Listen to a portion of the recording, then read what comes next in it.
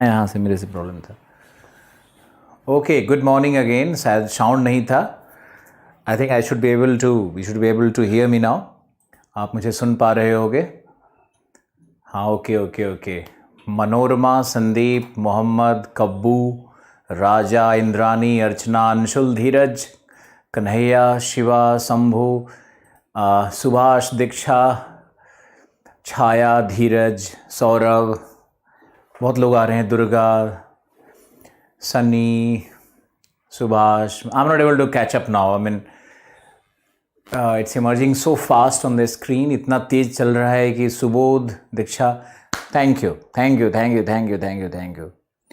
मुझे आशा है आपका दशहरा बहुत शानदार रहा होगा और आपने अपने आत्मा और मन पर विजय प्राप्त कर लिया होगा।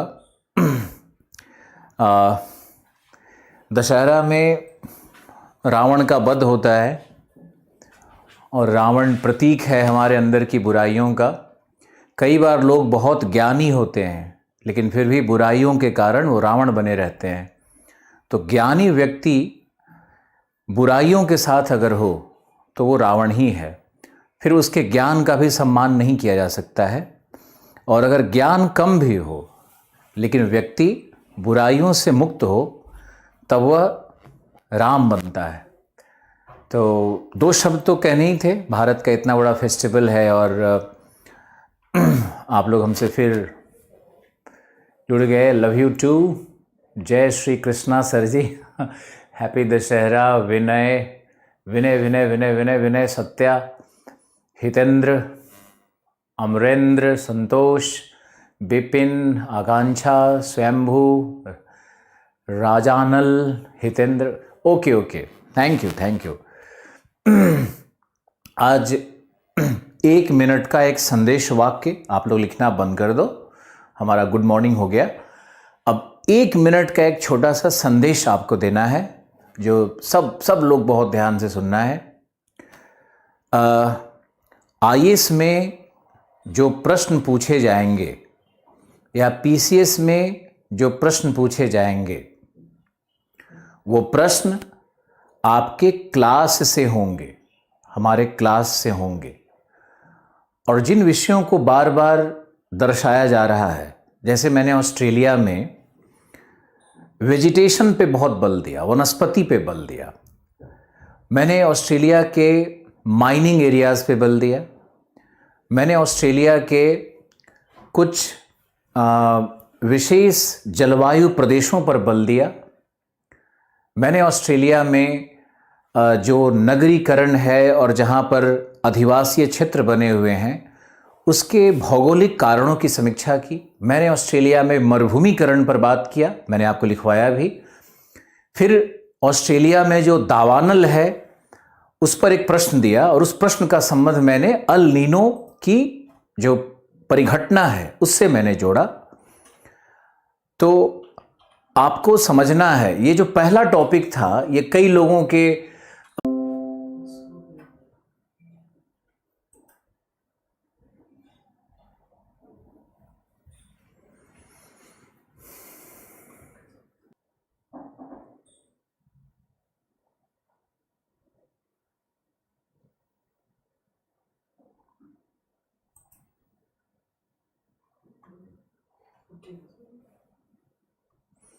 बीच में शायद थोड़ी समस्या आ गई थी वीडियो की, लेकिन अब ये सही फंक्शन करेगा। टेक्निकल चीज़ों में कुछ 1-2 मिनट का व्यवधान हो सकता है, आप इसको बियर विथ इट। ओके, तो मैंने आपको बताया कि आप पहले दिन से अपने विषय में जजमेंटल नहीं बनो। मेरे पास बहुत सारे स्टूडेंट्स का फ़ोन आया, मेरे पास बहुत सारे लोगों ने एसएमएस लिखा और सामने भी लिखते हो कि सर मुझे कुछ समस्या सी आ रही है, 50% ही मैं समझ पा रहा हूँ। तो ये बहुत अच्छी बात है, बहुत अच्छा रेट है, 50% आप समझ पा रहे हो। ऑस्ट्रेलिया के बाद हम चलते हैं साउथ अमेरिका की ओर।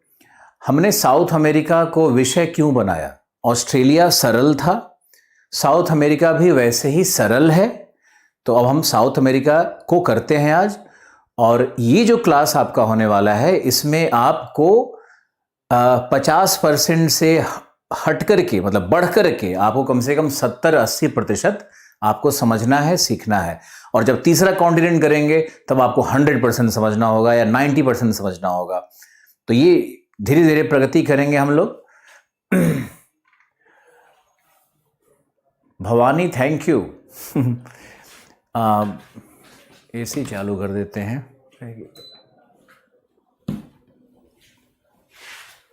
हम लोग चलते हैं साउथ अमेरिका की ओर।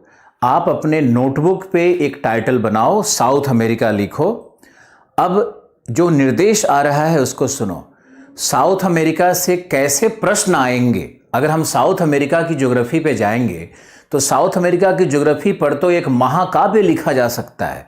हमने भी जो आपको मटेरियल दिया है वो अपने आप में एक छोटा मोटा खंड काव्य तो है ही। पूरा इतिहास हमने मटेरियल में दिया, उसकी भूभौतिक संरचना दी, भूगर्भ शास्त्र पे लिखा। और तो ये मटेरियल बहुत ज़्यादा है आपके लिए। आपको हमने जो मटेरियल दिया है, जो पीडीएफ फॉर्म में आपको मिला है, वह भी मटेरियल बहुत ज़्यादा है आपके लिए। उस मटेरियल को एक रीडिंग करो और पढ़ने की वो कोशिश करो जो क्लास में बताया जा रहा है। जो मटेरियल होता है उसका उद्देश्य होता है कि हम सभी चीज़ों को कवर करें और बच्चों को किताब की आवश्यकता ना हो। तो समझो अपने आप में एक पुस्तक है, और जब भी आप कोई पुस्तक पढ़ते हो तो पुस्तक के सभी बातों को ग्रहण नहीं करते हो, उसकी मुख्य बातों को ही पढ़ा जाता है। और वो मुख्य बातें क्या है, ये क्लास के माध्यम से आपको बताया जाता है। तो आपका जो मटेरियल है वो समझो अपने आप में एक पुस्तक है, उसको पुस्तक की तरह यूज़ करना है। और सभी मटेरियल को जब एक साथ क्लब कर दोगे तो सचमुच में विश्व के प्रादेशिक भूगोल और मैपिंग पर आपको एक पुस्तक ही बन जाएगी अपने आप में। तो जो हमारा उद्देश्य है उसको आप भली भांति समझो और क्लास की महत्ता को समझना है। खैर, जो अब निर्देश दिए जा रहे हैं उनको भी सुनना है। साउथ अमेरिका में क्या महत्वपूर्ण है? अब साउथ अमेरिका की इतिहास की कहानी हो सकती है कि यहाँ पर एज़टेक सिविलाइजेशन था, तो माया सिविलाइजेशन का भाग रहा। तो इतिहास में कौन से राजा आए, पुर्तगाली कब आए, स्पेनिश कब आए, कब वार हुआ, युद्ध हुआ। लेकिन ये इतना नहीं पढ़ना है। तो आप इस चीज़ से मुक्त हो जाओ कि इसके इतिहास में जाकर के पढ़ने की कोई आवश्यकता नहीं है। मटेरियल में मैंने प्रिंट करके आपको दिया है, उसको बस रीडिंग कर लो कथा की तरह, कुछ पढ़ने की आवश्यकता नहीं है। दूसरा निर्देश, हम लोग यहाँ के भूगर्भ शास्त्र में जाएंगे तो भूगर्भ शास्त्र में जो यहाँ की मुख्य बातें हैं, कुछ पठार, कुछ पर्वत के विषय में जानेंगे, न कि इसके हर पूरी जो साउथ अमेरिका की पूरी भूभौतिक संरचना है उसके भूगर्भ शास्त्र में नहीं जाएंगे, क्योंकि आवश्यक नहीं है। दूसरा, और आप भूगोल नहीं पढ़ रहे हो, आप सामान्य अध्ययन पढ़ रहे हो।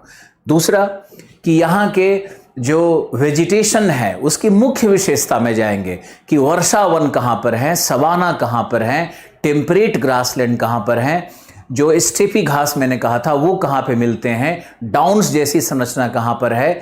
तो ये हम लोग यहाँ के वनस्पति पे जाएंगे, कुछ जलवायु प्रदेश पर भी जाएंगे और मरुभूमि बना है उस पे जाएंगे।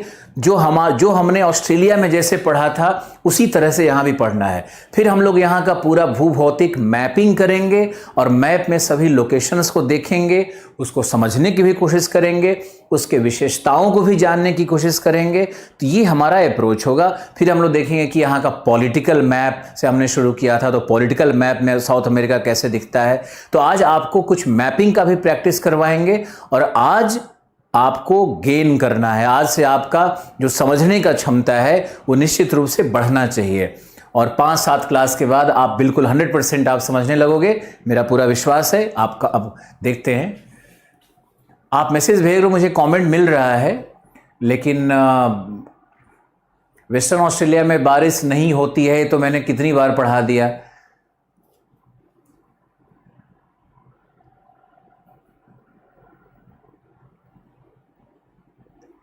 धर्मेंद्र, किसको क्या बताना? फिर साउथ अमेरिका का तो मटेरियल अभी अपलोड नहीं हुआ है, आज अपलोड हो जाएगा। जीसी लियोंग का स्ट्रक्चर दीक्षा हम बताएंगे, आप लोग धैर्य तो थोड़ा रखो। कोई जीसी लियोंग पूछ रहा है, कोई कुछ कर रहा है। मैंने आपको ऑस्ट्रेलिया में जो जितनी चीज़ें बताई उसको आप ग्रैब करो और एनसीईआरटी से कंबाइन कर लो। तो एनसीईआरटी प्लस क्लास में जो हुआ प्लस आपका जो मटेरियल दिया गया है उसमें कहीं कहीं से कुछ चीज़ों को पिक करना है। अब हम लोग चलते हैं साउथ अमेरिका का अध्ययन करते हैं। और साउथ अमेरिका में सबसे पहले आपको एटलस देखना होता है। तो अपने सामने में आप एटलस को ओपन करो, साउथ अमेरिका के पॉलिटिकल मैप को निकालो। आपको हम 30 सेकंड का समय दे रहे हैं। साउथ अमेरिका के एटलस को निकालो और उसके पॉलिटिकल मैप को सामने रखो। हमारे पास भी एक पीडीएफ में अगर हिंदी में कुछ शब्दावलियों का दोष है तो प्रूफ रीडिंग में थोड़ा प्रॉब्लम आ रहा होगा कुछ, तो आप उसको सुधार लो। आप सुधार करके उसको पढ़ो। कहीं कहीं पे कोई एक दो शब्द गलत है, आगे पीछे है, तो उसके चलते शिकायत करने की ज़रूरत नहीं है। आप यहाँ आए हो पढ़ने के लिए और पढ़ाई करो। मान लो कि टाइपिस्ट से मिस्टेक हो रहा है, रीडर से मिस्टेक हो रहा है, तो अब उसको छोड़ो, उस मुद्दे में घुसने की ज़रूरत नहीं है। आपका कोई उससे नुकसान नहीं हो रहा है।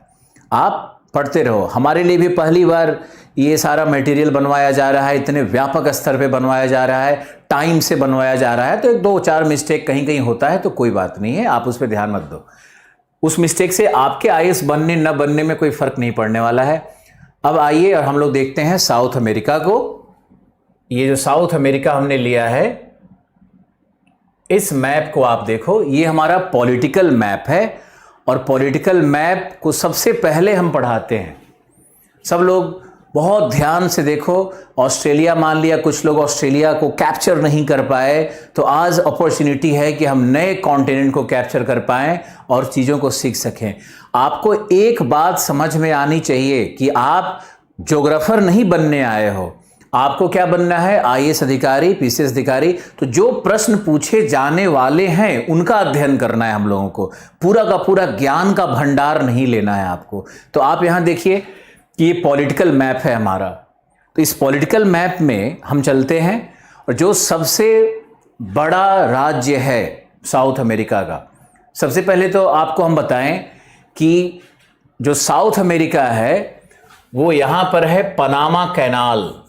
यहीं पर है पनामा कैनाल। तो ये जो पनामा कैनाल है, पनामा नहर है, ये पनामा नहर ही साउथ अमेरिका को बांटती है, सेंट्रल अमेरिका से अलग करती है।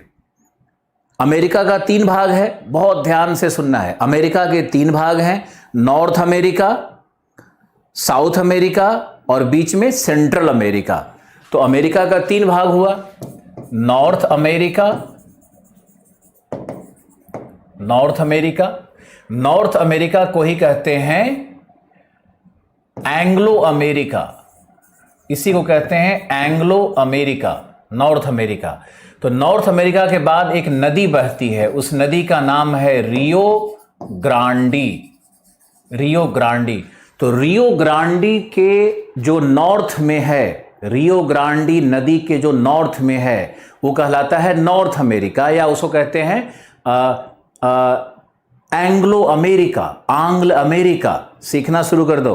आंग्ल अमेरिका क्या है? रियो ग्रांडी नदी के ऊपर में है और रियो ग्रांडी नदी के नीचे से मैक्सिको शुरू होता है। मैक्सिको एक देश है, तो मैक्सिको शुरू होगा और मैक्सिको से लेकर के रियो ग्रांडी नदी और उसके नीचे हम ले लेते हैं पनामा कैनाल, जो पनामा इस्थमस पे है। इस्थमस मैंने आपको बताया था।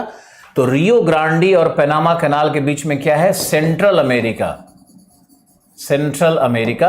और पनामा कैनाल से नीचे यहां पर है केप हॉर्न, केप हॉर्न। तो इसके बीच में जो है वो कहलाता है साउथ अमेरिका। और अगर हम लोग सेंट्रल अमेरिका और साउथ अमेरिका दोनों को जोड़ दें तो ये कहलाता है लैटिन अमेरिका। देखो कितना बेसिक लेवल पे आपको बताया जा रहा है।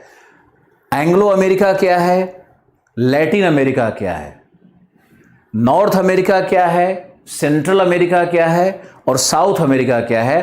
तीनों का विभाजन कैसे किया जाता है इसको नोट डाउन करना है, इसको लिखना है। फिर से इसको बताते हैं। नॉर्थ अमेरिका है रियो ग्रांडी नदी तक, रियो ग्रांडी नदी तक हम लोग नॉर्थ अमेरिका कहते हैं, यही एंग्लो अमेरिका है। एंग्लो अमेरिका क्यों कहते हैं? क्योंकि यहां की भाषा इंग्लिश है, लोग अंग्रेजी बोलते हैं, नॉर्थ अमेरिका में अंग्रेजी बोलते हैं। तो नॉर्थ अमेरिका में, एंग्लो अमेरिका में कितने देश हो गए? सिर्फ 2 देश आते हैं, सिर्फ 2 देश आते हैं। पहला देश क्या है? कनाडा, दूसरा देश क्या है? यूनाइटेड स्टेट्स ऑफ अमेरिका, यानी एंग्लो अमेरिका, नॉर्थ अमेरिका में सिर्फ 2 देश हैं, कनाडा और यूएसए। उसके बाद हम लोग देखते हैं कि सेंट्रल अमेरिका क्या है। तो सेंट्रल अमेरिका है रियो ग्रांडी नदी से लेकर के पनामा नहर के बीच में है सेंट्रल अमेरिका, इसी के बीच में सेंट्रल अमेरिका है। तो ये सेंट्रल अमेरिका में बहुत सारे छोटे छोटे देश हैं जो हमारे लिए बिल्कुल महत्वपूर्ण नहीं है और वहां से कोई संबंधित प्रश्न भी नहीं पूछा जाता है, कुछ लोकेशंस पूछा जाता है, लेकिन नॉर्थ अमेरिका, एंग्लो अमेरिका से बहुत सारे प्रश्न पूछे जाने की संभावना रहती है। तो हम लोग नॉर्थ अमेरिका को बहुत बड़ा पढ़ेंगे। साउथ अमेरिका से भी प्रश्न संभावित होते हैं, लेकिन नॉर्थ अमेरिका से कम संभावित होते हैं, क्योंकि ये इतना समृद्ध प्रदेश नहीं है और पूरे विश्व की भू राजनीति में, विश्व के व्यापार में साउथ अमेरिका का इतना बड़ा योगदान नहीं है। कच्चे माल का प्रदेश है साउथ अमेरिका, जबकि नॉर्थ अमेरिका टेक्नोलॉजी से और वर्ल्ड ट्रेड में पूरी दुनिया को रूल कर रहा है। तो हम लोग नॉर्थ अमेरिका में ज़्यादा गहराई से पढ़ेंगे। सेंट्रल अमेरिका को बनाना रिपब्लिक भी कहते हैं, बनाना रिपब्लिक कहते हैं, क्योंकि वर्ल्ड वार 2 में वहाँ पे बनाना का कल्टीवेशन करवाया गया था और बाद में उस बनाना को खरीदा भी नहीं था अमेरिकी और ब्रिटिश सिपाहियों ने, तो पूरा देश का इकोनॉमी बिल्कुल ख़राब हो गया था। तो ये बनाना रिपब्लिक कहलाते हैं सेंट्रल अमेरिकन देश। तो सेंट्रल अमेरिका का लोकेशन हमने बताया रियो ग्रांडी और पनामा नहर के बीच में। और अब नीचे आओ तो ये है हमारा साउथ अमेरिका। तो साउथ अमेरिका का लोकेशन क्या होगा? पनामा नहर से लेकर के केप हॉर्न अंतरीप तक ये जो पूरा स्ट्रक्चर है ये हमारा साउथ अमेरिका है। अब लैटिन अमेरिका क्या है? लैटिन अमेरिका है south America plus central America. South America और सेंट्रल अमेरिका दोनों को हम मिला देंगे तो कहलाएगा लैटिन अमेरिका। यानी एंग्लो अमेरिका और लैटिन अमेरिका का डिवीजन कौन करता है? ये करता है रियो ग्रांडी रिवर। तो अब लैटिन अमेरिका पे आइए। तो लैटिन अमेरिका के, जैसा मैंने कहा, 2 भाग हो जाएंगे, सेंट्रल अमेरिका और साउथ अमेरिका। हमारा जो फोकस स्टडी होगा आज का वो होगा साउथ अमेरिका। और साउथ अमेरिका में इसके थोड़े से इतिहास पे जाएंगे और पॉलिटिकल मैप पे हम लोग अभी डिस्कशन करने वाले हैं। आप देखो और बहुत ध्यान से देखो। लैटिन अमेरिका इसलिए कहते हैं क्योंकि यहाँ लैटिन भाषा का प्रयोग होता है। लैटिन यूरोप जो है ना, वो है साउदर्न यूरोप। जैसे मान लो ग्रीस है, या वहीं पर जो आसपास इटली है या फ्रांस है या स्पेन है, या फिर ये जो पुर्तगाल है, ये सारे जो दक्षिणी देश हैं यूरोप के, यही लैटिन प्रदेश है। तो ये जो लैटिन भाषा यहाँ बोली जाती थी, तो यही लोगों ने आक्रमण करके साउथ अमेरिका पर विजय प्राप्त की। और यहाँ के जो सिविलाइजेशंस थे, जैसे इंकाज सिविलाइजेशन था, यहाँ जो सिविलाइजेशन था इस भाग में, ये इंकाज था, INCAS, इंकाज सिविलाइजेशन था। जैसे भारत में कैसे सिविलाइजेशन था? इंडस वैली सिविलाइजेशन, सिंधु घाटी सभ्यता, हड़प्पा सभ्यता। तो हड़प्पा और सिंधु घाटी को कैसे आर्यों ने तबाह करके अपनी सभ्यता बनाई थी, उसी तरह से यहाँ भी इंकाज सिविलाइजेशन था, जिसको कि स्पेनिश लोगों ने और पोर्चुगीज ने यहाँ करके इस सिविलाइजेशन को बर्बाद किया था। और इस ऊपरी भाग में आओगे तो यहाँ पर था एज़टेक सिविलाइजेशन, और इसके ऊपर जाओगे सेंट्रल अमेरिका, मेक्सिको की ओर, तो वहां पर मिलता है माया सिविलाइजेशन। 3 सभ्यताएं साउथ अमेरिका में बहुत ही महत्वपूर्ण रही हैं, जिसका आप सामने निदर्शन कर रहे हो। साउथ अमेरिका में 3 सभ्यताएं, जैसे भारत में थी हड़प्पा, मोहनजोदाड़ो, इंडस वैली जिसको कहते हैं, इसी तरह से यहाँ पर है। जैसे मंगोलिया में, चाइना में था कशघर सिविलाइजेशन, खोटान सिविलाइजेशन, जैसे था मेसोपोटामिया की सभ्यता, उसी तरह से साउथ अमेरिका में 3 सभ्यताएं थी। माया सिविलाइजेशन था सेंट्रल अमेरिका की ओर, एज़टेक सिविलाइजेशन था ये कोलंबिया और ये जो गायना प्रदेश है इधर था, एज़टेक पेरू तक फैला हुआ, और इंका सिविलाइजेशन था जो कि एंडीज माउंटेन पे और चिली के एरिया में ये फैला हुआ सिविलाइजेशन था। तो ये 3 सभ्यताओं से हमारा साउथ अमेरिका बना था। बाद में यहाँ पर लैटिन देशों से आक्रमण होने लगे, और लैटिन देश के जो लोग थे वो बहुत अच्छे जहाजी बेड़ों का निर्माण करते थे, और उन्हें गोल्ड रश कहते हैं उसको, सोने का डिमांड, गोल्ड की खोज करते थे वो। तो इन्होंने जो गोल्ड की खोज करना शुरू किया है उसको कहा जाता है एल डोरेडो। एल्डोरेडो। सब आपको लिखना है, सब आपको याद करना है। आपके नॉलेज स्टैंडर्ड को मुझे ऊपर करना है, इसलिए इन चीज़ों को भी आप देखो। एल्डोरेडो मतलब होता है द गोल्ड रश। सोने की खोज के लिए जो यूरोपियन थे वो जहाजी बेड़ों का निर्माण करके और चारों तरफ लैंड को खोजते थे, चारों तरफ भूमि को खोजते थे, नए नए सिविलाइजेशन को खोजते थे, वहाँ लूटपाट भी करते थे और वहाँ अपनी सभ्यता को अध्यारोपित भी करते थे। तो जो नए लैंड की खोज होती थी उसको कहा जाता था टेरा इनकोग्निटा। इनकोग्निटा, ये टेरा इनकोग्निटा का मतलब है the unknown land. The unknown land, the unknown land, अज्ञात भूमि, अज्ञात भूमि। अब इस पूरे कॉन्सेप्ट को फिर से हम दोहरा रहे हैं। कुछ बच्चे क्या है कि स्लो रहते हैं, उनको पढ़ने की आदत कम रहती है, पीछे छूटने लगते हैं, परेशान हो जाते हैं। एक रिवाइज करवाते हैं। अब तक मैंने आपको बताया कि अमेरिका के 3 भाग हैं, north America, central America, south America. North America Rio Grande से उत्तर है, उसको एंग्लो अमेरिका भी कहते हैं क्योंकि वहां की भाषा इंग्लिश है। फिर सेंट्रल अमेरिका और साउथ अमेरिका को मिलाकर के लैटिन अमेरिका कहते हैं। और लैटिन अमेरिका में 3 सभ्यताएं थी। मेक्सिको की तरफ थी कौन सी सभ्यता, हमने दिखा रखा है, माया सिविलाइजेशन। उसके नीचे आओगे तो एज़टेक सिविलाइजेशन। उसके नीचे आओगे इंडीज पर्वत और तटीय भागों में तो इंकाज सिविलाइजेशन था। ये 3 सिविलाइजेशंस वहां बने और इन तीनों सिविलाइजेशन का विनाश किसने किया, तो यूरोपीय लोगों ने किया, लैटिन लोगों ने किया, पोर्चुगीज और स्पेनिश लोगों ने किया। आज भी यहां की भाषा आप जाओगे तो पोर्चुगीज और स्पेनिश भाषा ही है। पूरा का पूरा ब्राजील पोर्चुगीज भाषा बोलता है और ब्राजील को छोड़ दो तो बाकी सारे जो देश हैं वो लगभग सारे ही देश स्पेनिश बोलते हैं। यानी इससे पता चलेगा कि पुर्तगाल के कब्जे में कौन सा भाग था, तो पूरा ब्राजील का जो ये येलो कलर का भाग देख रहे हो ये पुर्तगाल के कब्जे में था और बाकी जो किनारे का ये सारा भाग है इस पर स्पेनिश आक्रमण हुआ और स्पेनिश लोगों ने इस पर कब्जा किया। तो ये इतिहास है छोटा सा हमारे साउथ अमेरिका का। और हमने बताया 2 शब्दों को आपको बताया जो आपके नॉलेज को लिफ्ट करेगा। एल्डोरेडो का मतलब होता है द गोल्ड रश, सोने की खोज में ये लोग निकलते थे। और टेरा इनकोग्निटा का मतलब होता है the unknown land, unknown land. एक महान कार्टोग्राफर हुए, एक महान भूगोलवेत्ता हुए, एक महान मानचित्र निर्माता हुए जिनका नाम था टॉलेमी। टॉलेमी का नाम आपने सुना होगा।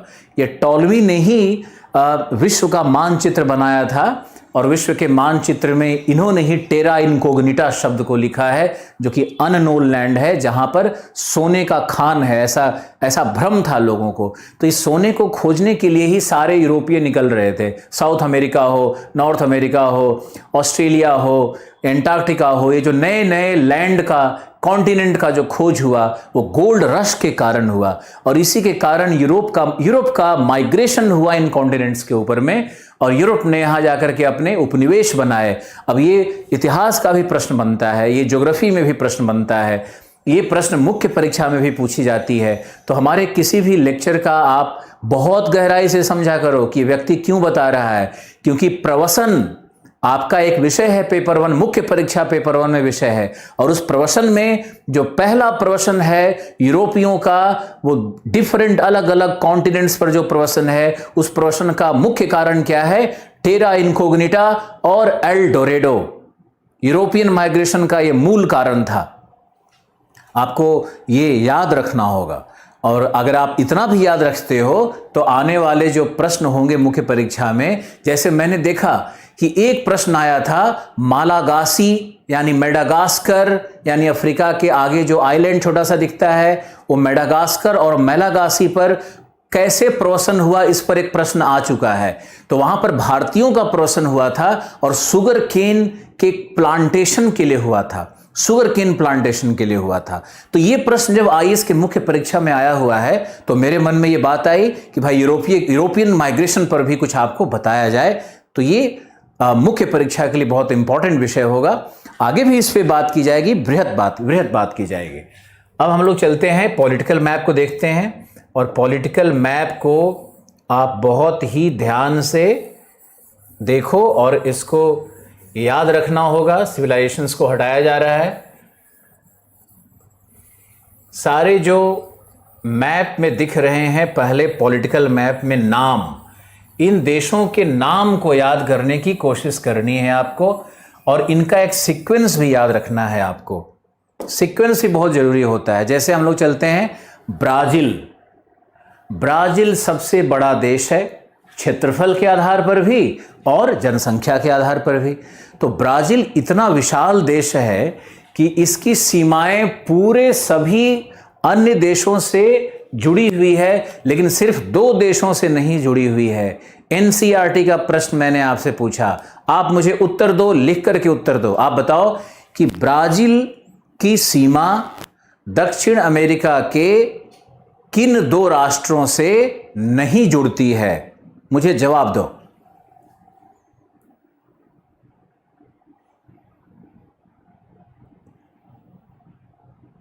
Chilli, Ecuador, very good. Quito कोई देश नहीं है। क्वीटो, चिली का स्पेलिंग सही करो, इक्वाडोर, इक्वाडोर, चिली। चिली और पेरू कैसे देख रहे हो तुम मैप को? ये पेरू से तो इतना सारा जुड़ रहा है, बोलीविया से जुड़ रहा है, पैराग्वे से जुड़ रहा है, इवन अर्जेंटीना से जुड़ रहा है। चिली बिल्कुल सही उत्तर है। ये हमारा पहला देश जिसकी ब्राजील से कोई सीमा नहीं जुड़ रही है। दूसरा देश आइडेंटिफाई करो। दूसरा देश देखो कहीं छुपा हुआ है, इक्वाडोर। यहां देखो छुपा हुआ है, ये रहा इक्वाडोर। ये दूसरा देश है जिसकी सीमा नहीं जुड़ रही है। ऐसे प्रश्न आते हैं कंपटीशन में, यही सारे प्रश्न आते हैं, तो आपको ऐसे मैप देखना है। दूसरा प्रश्न तुम्हारे लिए, दूसरा प्रश्न। सब लोग पार्टिसिपेट कर रहे हो, मुझे बहुत अच्छा लग रहा है। एनर्जी से आज हम फिर भर गए। तुम्हारा उत्तर आता है, हम भर जाते हैं। और जैसे ही डिप्रेसिंग बात करते हो, सर मेरे समझ में नहीं आ रहा है, ये हो रहा है, वैसे मेरा मूड ऑफ होने लगता है। अब आप देखो कि इक्वाडोर, और ये मेरा पहला प्रश्न था। दूसरा प्रश्न ये बताओ कि कौन सा ऐसा राष्ट्र है, कौन से ऐसे राष्ट्र हैं जो गुआना कहलाते हैं, गुआना प्रदेश कहलाते हैं, या हम लोग उसको इंग्लिश में पढ़ते हैं गायना। गायना कंट्रीज किसको कहते हैं? गुआना प्रदेश क्यों कहते हैं? आप यहां चलो, ये देखो हमारा है गुआना प्रदेश। इसमें 3 देश हैं। पहला तो है गुआना या गायना, सूरीनाम और फ्रेंच गायना। 3 देश हैं। गायना प्रदेश में या गुआना प्रदेश में 3 देश हैं, उसका नाम याद रखना है आपको। गायना, फ्रेंच गायना और सूरीनाम। ये पूरा पठारी प्रदेश है और अधिक वर्षा, 150 सेंटीमीटर वर्षा का प्रदेश है। यहाँ भी बॉक्साइड होगा जैसे ऑस्ट्रेलिया में हुआ था। यहाँ भी लगभग मॉनसून जैसी जलवायु है, इसीलिए यहाँ बॉक्साइड भी मिलेगा। शुगर केन का कल्टीवेशन होगा, शुगर केन। तो जहाँ भी दुनिया में शुगर केन की बात होगी, वहाँ पर सबसे ज़्यादा कौन मिलेंगे? भारतीय मिलेंगे, क्योंकि एक्सपर्टीज किसके पास था? ये जो पूर्वांचल के लोग हैं, या विशेष करके जो भोजपुर बिहार के लोग हैं, ये चारों तरफ शुगर केन बेल्ट में फैले हुए हैं, क्योंकि इन्हीं के पास एक्सपर्टीज था शुगर केन कल्टीवेशन का। आज जो तुम देखते हो कि गुआना में या यहाँ पे जो भारतीयों की जनसंख्या 40%, 41% इंडियंस रहते हैं इन देशों में, तो वो कहाँ से आए? वो सारे के सारे लगभग बिहार और पूर्वी उत्तर प्रदेश के ही व्यक्ति हैं जिनके पास गन्ना कृषि की कला थी। तो अंग्रेजों ने इनको माइग्रेट करके वहां पर गन्ना मजदूर के रूप में वहां पर ले गए थे। याद रखना ये सब बात, प्रवसन में पूछता है। यहां भी माइग्रेशन हुआ था इंडियंस का। इंडियन माइग्रेशन यहां पे किस लिए हुआ है? शुगर केन के लिए, शुगर केन कल्टीवेशन के लिए यहां पर माइग्रेशन हुआ था। तो ये, और यहां पर माइग्रेशन हुआ किनका? अफ्रीका के निग्रोज का, ब्लैक रेस का। तो ये ब्लैक रेस के लोग बड़े मजबूत हुआ करते हैं, तो इनसे उत्खनन के लिए, उत्खनन यानी बॉक्साइड माइनिंग करवाने के लिए, मिट्टी काटने के लिए इनको वहां पे ले जाया गया था। तो भारतीय और ब्लैक रेस के लोग जो अफ्रीकन है यहां पर मिलते हैं आपके गुआना कंट्रीज में। ये यहां का इथनिसिटी है। अब चलते हैं और देखते हैं कि कौन से देश, अगला प्रश्न, कौन से देश लैंड लॉक्ड हैं, स्थल रुद्ध हैं। साउथ अमेरिका में कौन से देश स्थल रुद्ध हैं? मुझे 2 नाम लिख करके जल्दी से बताओ, 2 नाम लिख करके बताओ कौन से देश आ गया। सबसे पहले तो आ गया डैनियल का बोलीविया और पैराग्वे। तुषार बोलीविया और पैराग्वे। आनंद, मयंक एक ही लिख के भेज रहे हो। प्रार्थना, पैराग्वे का स्पेलिंग सही नहीं था, खैर कोई बात नहीं है, नेट पे तो बिल्कुल सही, बिल्कुल सही, बहुत अच्छा परफॉर्मेंस। अंशुल का भी आया, बिल्कुल सही, बिल्कुल सही। अब आप देखो यहाँ पे 2 देश हैं जो कि लैंडलॉक्ड हैं। जैसे अगर हम बोलीविया को देखेंगे, बोलीविया की कोई भी तटीय सीमा नहीं होगी, इसकी कोई तटीय सीमा नहीं है बोलीविया की, ये पहला देश है। और दूसरा देश यहाँ देखो, ये पैराग्वे है जिसकी भी कोई तटीय सीमा नहीं होगी। तो ये हमारा पहला, ये हमारा दूसरा देश है जिसकी कोई तटीय सीमा नहीं है। अभी बताओ कि कोई भी देश अगर स्थल रुद्ध होगा तो क्या वो विश्व व्यापार में भागीदारिता होगी उसकी? नहीं होगी। क्या उसके पास प्राकृतिक बंदरगाह होंगे? नहीं होंगी। अगर उसके पास खनिज भी है तब भी क्या वह खनिज का एक्सपोर्ट कर पाएगा? नहीं कर पाएगा। क्या आयात निर्यात में भागीदारिता होगी? नहीं होगी। तो जो भी देश स्थल रुद्ध हो जाते हैं वह स्थल रुद्ध देश आर्थिक प्रगति की दौड़ में पीछे रह जाते हैं और वो सबसे गरीब देश होते हैं। मैंने आपको एक फॉर्मूला दिया, आप फॉर्मूला याद रखो।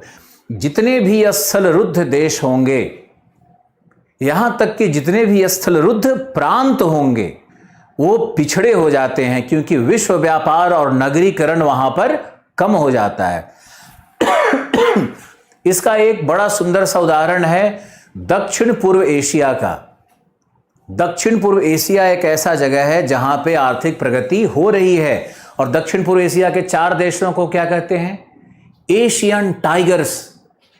एशियन टाइगर्स कहते हैं। जैसे सिंगापुर है, जैसे मलेशिया है, जैसे इंडोनेशिया है, जैसे थाईलैंड है, ये एशियन टाइगर्स कहलाते हैं। तो ये जो एशियन टाइगर्स हैं ये इकोनॉमिक जायंट्स बनते जा रहे हैं, ये आर्थिक शक्ति बनते जा रहे हैं। लेकिन वहीं आप देखोगे तो जो वहां स्थल रुद्ध देश हैं, जो स्थल रुद्ध देश हैं, जैसे व्हाट, वियंतियाने कहाँ का कैपिटल है मैं भूल गया, लाओस। जैसे लाओस एक देश है, लाओस बिल्कुल स्थल रुद्ध है, तो लाओस वहां का सबसे पुअर देश होगा। कंबोडिया वहां का सबसे पुअर देश होगा। थोड़ा सा तट सीमा है कंबोडिया का, लेकिन फिर भी लाओस और कंबोडिया वहां के सबसे गरीब राष्ट्र हैं क्योंकि वो स्थल रुद्ध हैं। स्थल रुद्धता का आर्थिक प्रगति से क्या संबंध है, इस पर एक और उदाहरण तुम्हारे लिए है कि भारत में कौन से राज्य सबसे गरीब हैं? लिख करके बताओ, भारत में सबसे गरीब कौन कौन से राज्य हैं? इसके लिए एक शब्द भी पहले प्रचलित था, बीमारू स्टेट। बीमारू स्टेट कहते थे, अब इनका नाम बदल दिया गया है। अब इनका नाम बिल्कुल बदल दिया गया है कि अब बीमारू स्टेट नहीं कहते हैं। पहले बीमारू स्टेट के अंतर्गत आते थे बी बिहार के लिए, और उसके बाद एम मध्य प्रदेश, फिर आर राजस्थान, यू उत्तर प्रदेश। तो ये सारे बीमारू स्टेट कहलाते थे। आज भी यही 5 स्टेट हैं, उड़ीसा को भी इसमें लेंगे कि, लेकिन उड़ीसा का जो कोस्टल एरिया है वो प्रगतिशील है, वहां पे कई इंडस्ट्रीज आ रहे हैं। लेकिन बीमारू जो स्टेट है वो मध्य प्रदेश, बिहार, यूपी और राजस्थान। तो ये जो स्टेट्स हैं ये स्टेट स्थल रुद्ध हैं।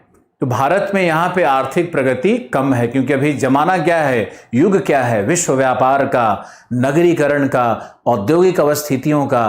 तो जब भी आपके स्टेट पीसीएस में ये प्रश्न पूछा जाए इंटरव्यू में, ध्यान से सुनो, अगर इंटरव्यू में पूछता है तुमसे कभी कि बताओ बिहार, उत्तर प्रदेश या राजस्थान क्यों पिछड़ा है, आर्थिक प्रगति क्यों नहीं हो रही है, और महाराष्ट्र, गोवा, कर्नाटक, केरल, तमिलनाडु ये सारे राज्य प्रगति कर रहे हैं तेजी के साथ, क्यों ऐसा हो रहा है? इसका कारण क्या है? स्थल रुद्धता।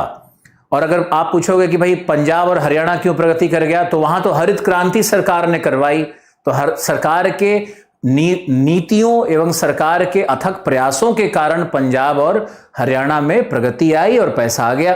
कृषि का क्रांति हुआ वहाँ पर, हरित क्रांति हुई वहाँ पर। तो ये भी एक बात है, लोग भी वहाँ के उद्यमशील हैं और बहुत सारे एनआरआईज भी वहाँ के होते हैं। गुजरात देखो प्रगति कर रहा है। तो आपको एक प्रश्न हम दे रहे हैं लिखने के लिए, आप एक प्रश्न को नोट करो, जल्दी लिखो, प्रश्न लिखो, प्रश्न लिखो, प्रश्न लिखो, लिखो लिखो। अस्थल रुद्धता का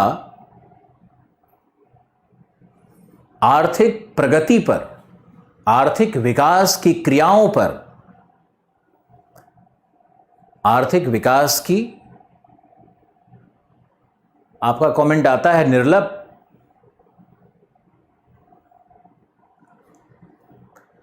आर्थिक विकास की क्रियाओं पर क्या प्रभाव होता है? सोदाहरण व्याख्या करें, सोदाहरण व्याख्या करें। अगर आप अभी उत्तर नहीं लिख पा रहे हो तो कोई भी स्टूडेंट नहीं घबराएगा। एक समय के बाद आपके पास शब्दावली होंगे, ज्ञान होगा, तभी आप उत्तर लिख पाओगे।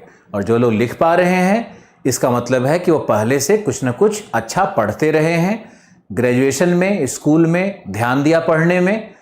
लेकिन इसका ये मतलब नहीं है कि जो बाकी लोग हैं वो नहीं कर पाएंगे आईएएस। जब आंखें खोलो तब सुबह है, जब आंखें खुल जाए तभी सुबह मानो। और प्रत्येक दिन को ऐसा मानो जैसे तुम्हारे ज़िंदगी का ये सबसे खुशनुमा दिन तो आज आया है, और आज मुझे बहुत पढ़ाई करनी है और बहुत खुश रहना है, ऊर्जावान रहना है, तभी आप सीखोगे। सोच के कि मेरे से नहीं हो रहा है, मेरे से नहीं हो रहा है, अपने आप को डिप्रेस मत करो। हाँ, तो ये था ये 2 प्रश्न मैंने आपको, 3-4 प्रश्न मैंने पॉलिटिकल मैप में बताए। अब हम चलते हैं, देखते हैं कि ब्राजील की राजधानी क्या है। तो ब्राजील की राजधानी है ब्रासीलिया, यहां पर है ब्रासीलिया, अंदर की ओर है। और राजधानी जो ब्राजील की है उसको क्यों अंदर रखा गया? अब ज्योग्राफी का एक और कॉन्सेप्ट समझाते हैं। आप ये मत सोचो कि सिर्फ आपको ज्योग्राफी के माध्यम से हम मैपिंग करवाने आए हैं, फिर तो मेरे से पढ़ने का कोई फायदा ही नहीं हुआ। मैपिंग तो कोई भी करवा देगा, उद्योग कहाँ है कोई भी बता देगा। अब आपको हमने आपको एक लैंड लॉक्ड कंट्रीज का कॉन्सेप्ट बताया, हमने आपको शुगर केन प्रवसन की बात की, हमने आपको यूरोपियन माइग्रेशन की बात की, हमने एल डोरेडो का कॉन्सेप्ट बताया, हमने टेरा इनकोग्निटा शब्द की व्याख्या की। तो जब आप इन चीज़ों को सीखोगे तभी आपका जो आधार है वो तैयार होगा।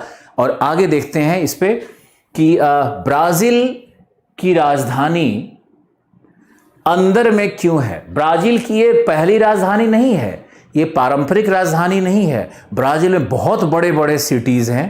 रियो दी जनेरियो बहुत बड़ा सिटी है, तो रियो दी जनेरियो को आखिर कैपिटल क्यों नहीं बनाया गया? सैंटोस जो कि पूरे दक्षिणी गोलार्ध का सबसे पॉपुलेटेड सिटी है, सैंटोस और साओ पोलो। सैंटोस उसका वो है बंदरगाह है और साओ पोलो मुख्य शहर है। तो सैंटोस और साओ पोलो इतना बड़ा नगरीय क्रम होने के बावजूद उसको कैपिटल क्यों नहीं बनाया गया? रियो दी जेनेरियो को क्यों नहीं बनाया गया? ये जब प्रश्न आपसे पूछा जाएगा तो आपको एक उत्तर देना है। पहले समझते हैं इसको क्यों नहीं बनाया गया। देखो, जहां भी राष्ट्रीय राजधानी बनाई जाती है वहां पर राजनीतिक शक्तियों का केंद्रीकरण होता है, और राजनीतिक शक्तियों का जब केंद्रीकरण बढ़ता है तो अपने आप आर्थिक शक्तियों का भी वहां प्रवाह होता है। Inflow of material, physical materials and resources, वहां पे संसाधनों का प्रवाह बढ़ जाता है, यानी संसाधनों का केंद्रीकरण होने लगता है। यानी जहां राजनीतिक शक्तियों का केंद्र होगा वहीं पे आर्थिक शक्तियां मूव कर जाती है। अब आर्थिक शक्तियों को मूव करने का मतलब है वहां पे उद्योग लगेंगे, व्यापार होगा, वाणिज्य में वृद्धि होगी, ये वहां पर प्रगति होने लगता है। हमने 2 शब्द का प्रयोग किया अभी, हमने प्रयोग किया वाणिज्य का और व्यापार का। व्यापार और वाणिज्य में अंतर है। जब हम लोग व्यापार के साथ साथ वहां के संस्थागत, वहाँ के फाइनेंशियल इंस्टीट्यूशंस, वहाँ के जो जैसे स्टॉक मार्केट हो गया, जैसे वहाँ का बैंकिंग सिस्टम हो गया, इन सबको जोड़ देते हैं तो बन जाता है वाणिज्य। और व्यापार क्या होता है? जो ट्रेड होता है कि भाई हमने आपको ये दिया, उससे पैसा लिया, हमारा माल इधर गया, उधर से ये चीजें आई। तो ये जो ट्रेड है वो एक एक्सचेंज है, ट्रेड एक विनिमय है, ट्रेड एक वैसी आर्थिक क्रिया है जिसमें पदार्थों का, सामग्रियों का, कमोडिटीज का एक्सचेंज हो रहा है, विनिमय हो रहा है। लेकिन अगर हम ट्रेड के साथ वहां के इंस्टीट्यूशनल फैक्टर्स को जोड़ देंगे तो हम लोग कहते हैं कॉमर्स। जैसे मुंबई क्या है हमारी? मुंबई हमारी कॉमर्शियल सिटी है। क्यों कॉमर्शियल सिटी है? क्योंकि वहां बंदरगाह, व्यापार, ट्रेड के साथ साथ स्टॉक मार्केट भी है। नेशनल स्टॉक मार्केट है, नेशनल स्टॉक एक्सचेंज है वहां पर, बॉम्बे स्टॉक एक्सचेंज है वहां पर, सभी बड़ी बड़ी MNC संस्थाओं का वहां पर हेडक्वार्टर बना हुआ है। तो ये मुंबई को कॉमर्शियल सेंटर बनाता है। मुझे आशा है कि आप व्यापार और कॉमर्स में अर्थ को समझ रहे होंगे। तो मैंने आपसे ये कहा कि जो नेशनल कैपिटल होता है वहां पर सिर्फ राजनीतिक शक्तियों का ही ध्रुवीकरण नहीं होगा, बल्कि वहां पर आर्थिक शक्तियों का भी ध्रुवीकरण होता है। और जब आर्थिक और राजनीतिक शक्तियों का ध्रुवीकरण होगा तो वह नगर अपने आप में बृहत नगर बनना शुरू हो जाता है।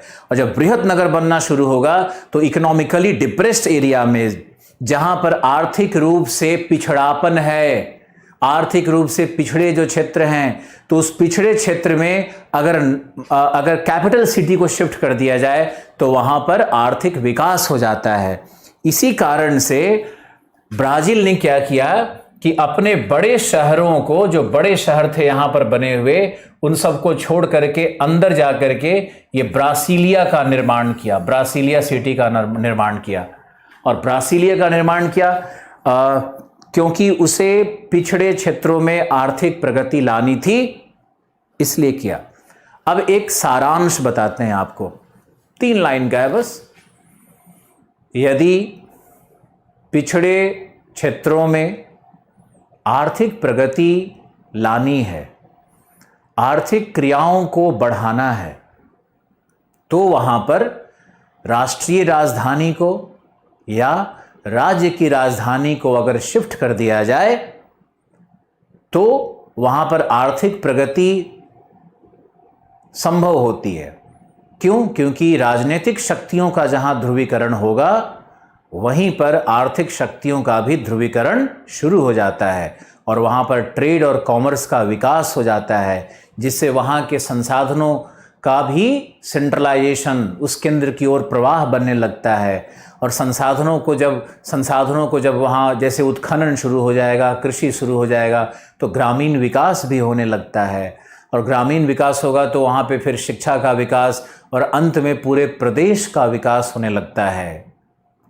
यानी एक उदाहरण देते हैं, अगर सचमुच में जो उत्तर प्रदेश और बिहार, जो पूर्वांचल है, झारखंड और उड़ीसा का जो बड़ा पूर्वी बेल्ट है बंगाल का, अगर वहां पर बनारस को भारत की राजधानी बना दी जाए या गया को बना दिया जाए भारत की राजधानी, या छत्तीसगढ़ में कोरबा को भारत की राजधानी बना दी जाए, तो तुम देखना कि भारत में वही क्षेत्र इकोनॉमिकली एडवांस हो जाएगा।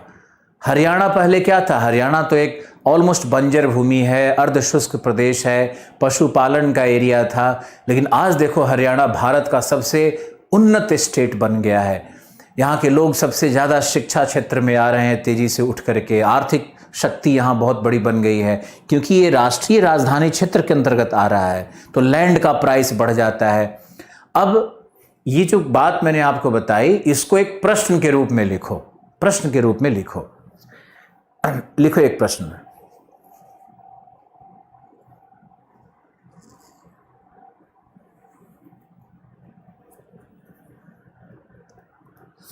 लिखो प्रश्न के रूप में, लिखो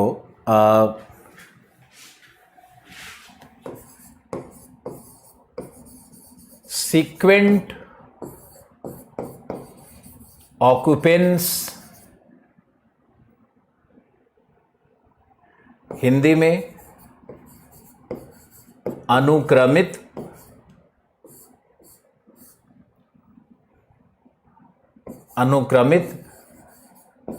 अधिग्रहण से क्या तात्पर्य है? सीक्वेंट ऑक्यूपेंस यानी अनुग्रहित अधिग्रहण से क्या तात्पर्य है? तथा आर्थिक रूप से पिछड़े प्रदेशों में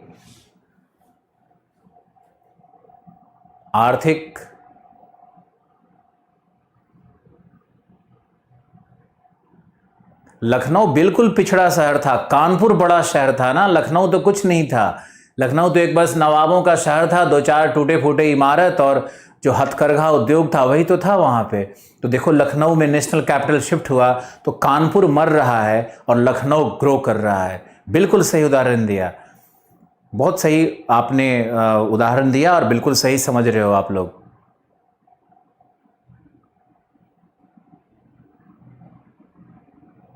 बिल्कुल अजय, हम भी चाहते हैं कि आप लोग इस बात को समझो कि भारत को भी विकसित करने के लिए ये जो सीक्वेंट ऑक्यूपेंस का थ्योरी है ज्योग्राफी का, इसको जरूर अपनाया जाए। इस थ्योरी को देने वाले का नाम बताते हैं क्योंकि आपके बातों से हम उत्साहित हो जाते हैं। यह है विटलसी का थ्योरी, विटलसी SEY। विटलसी ने सीक्वेंट ऑक्यूपेंस का थ्योरी दिया है। तो मान लो कि आपसे कोई इंटरव्यू में पूछता है, आपसे मुख्य परीक्षा में पूछा जाता है कि आप ये बताओ कि कैसे आर्थिक प्रगति आएगी आपके यहाँ, आपके राज्य में, और आपके राज्य में कैसे आर्थिक क्रियाएं और सबल बनेंगी। तो इसका उदाहरण ये हो सकता है कि हम लोग सीक्वेंट ऑक्यूपेंस थ्योरी को अपनाएं और हम लोग उन जो गरीब क्षेत्र हैं, पिछड़े क्षेत्र हैं, उसको ऑक्युपाई करके, उसका अधिग्रहण करके वहां पर कोई राजनीतिक शक्ति का केंद्र बनाए। जैसे वो एक डिस्ट्रिक्ट हेडक्वार्टर भी हो सकता है, ऐसा नहीं कि सिर्फ राजधानी बनाओगे, वो स्टेट कैपिटल भी हो सकता है, वो डिस्ट्रिक्ट हेडक्वार्टर हो सकता है, वो सब डिवीजन हो सकता है, वो छोटा मोटा ब्लॉक हो सकता है। तो जैसे ही आप इस तरह का सेंटर बनाते हो तो वहां पे आर्थिक शक्तियां अपने आप सशक्त होने लगती है। इसी को कहते हैं सीक्वेंट ऑक्यूपेंस।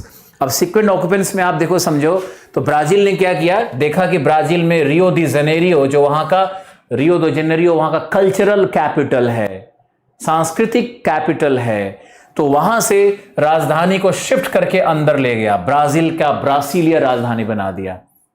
अब ब्रासिलिया बना दिया, अब हो सकता है कि ब्राजील का जो ये भाग पीछे है यहां पे जाकर के एक और नेशनल कैपिटल को बनाए। हालांकि इसमें बहुत ज्यादा पैसा का इन्वेस्टमेंट होता है, इकोनॉमिक वायबिलिटी देखनी पड़ती है, इसका पॉलिटिकल वायबिलिटी देखना पड़ता है, लेकिन ये एक बहुत अच्छा थ्योरी है डेवलपमेंट का। तो देखो जहां पे विकास है वहां से विकास आगे शिफ्ट करता चला जाएगा। एक उदाहरण देते हैं, कोलकाता, भारत की राजधानी पहले क्या थी? कोलकाता थी ना। कोलकाता से राजधानी हट करके दिल्ली आ गई, अंग्रेजों ने शिफ्ट कर दिया राजधानी को, तो क्या कोलकाता में आज व्यापार खत्म हो गया? बिल्कुल नहीं हुआ।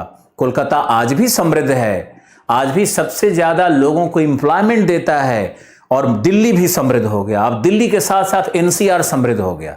देखो ये मुंबई समृद्ध होते चला जा रहा है, मुंबई कैपिटल बना, कॉमर्शियल कैपिटल बना इंडिया का, वो समृद्ध हो गया। बेंगलुरु नेशनल स्टेट कैपिटल है, बेंगलुरु ग्रो कर गया, जबकि मैसूर उससे पुराना शहर था, मैसूर उससे पहले बड़ा शहर था, वो वहीं रह गया। तुम बिहार में जाओगे तो गया सबसे बड़ा सिटी था पहले, सबसे पौराणिक बड़ा सिटी गया है, लेकिन गया आज भी वहीं पड़ा हुआ है।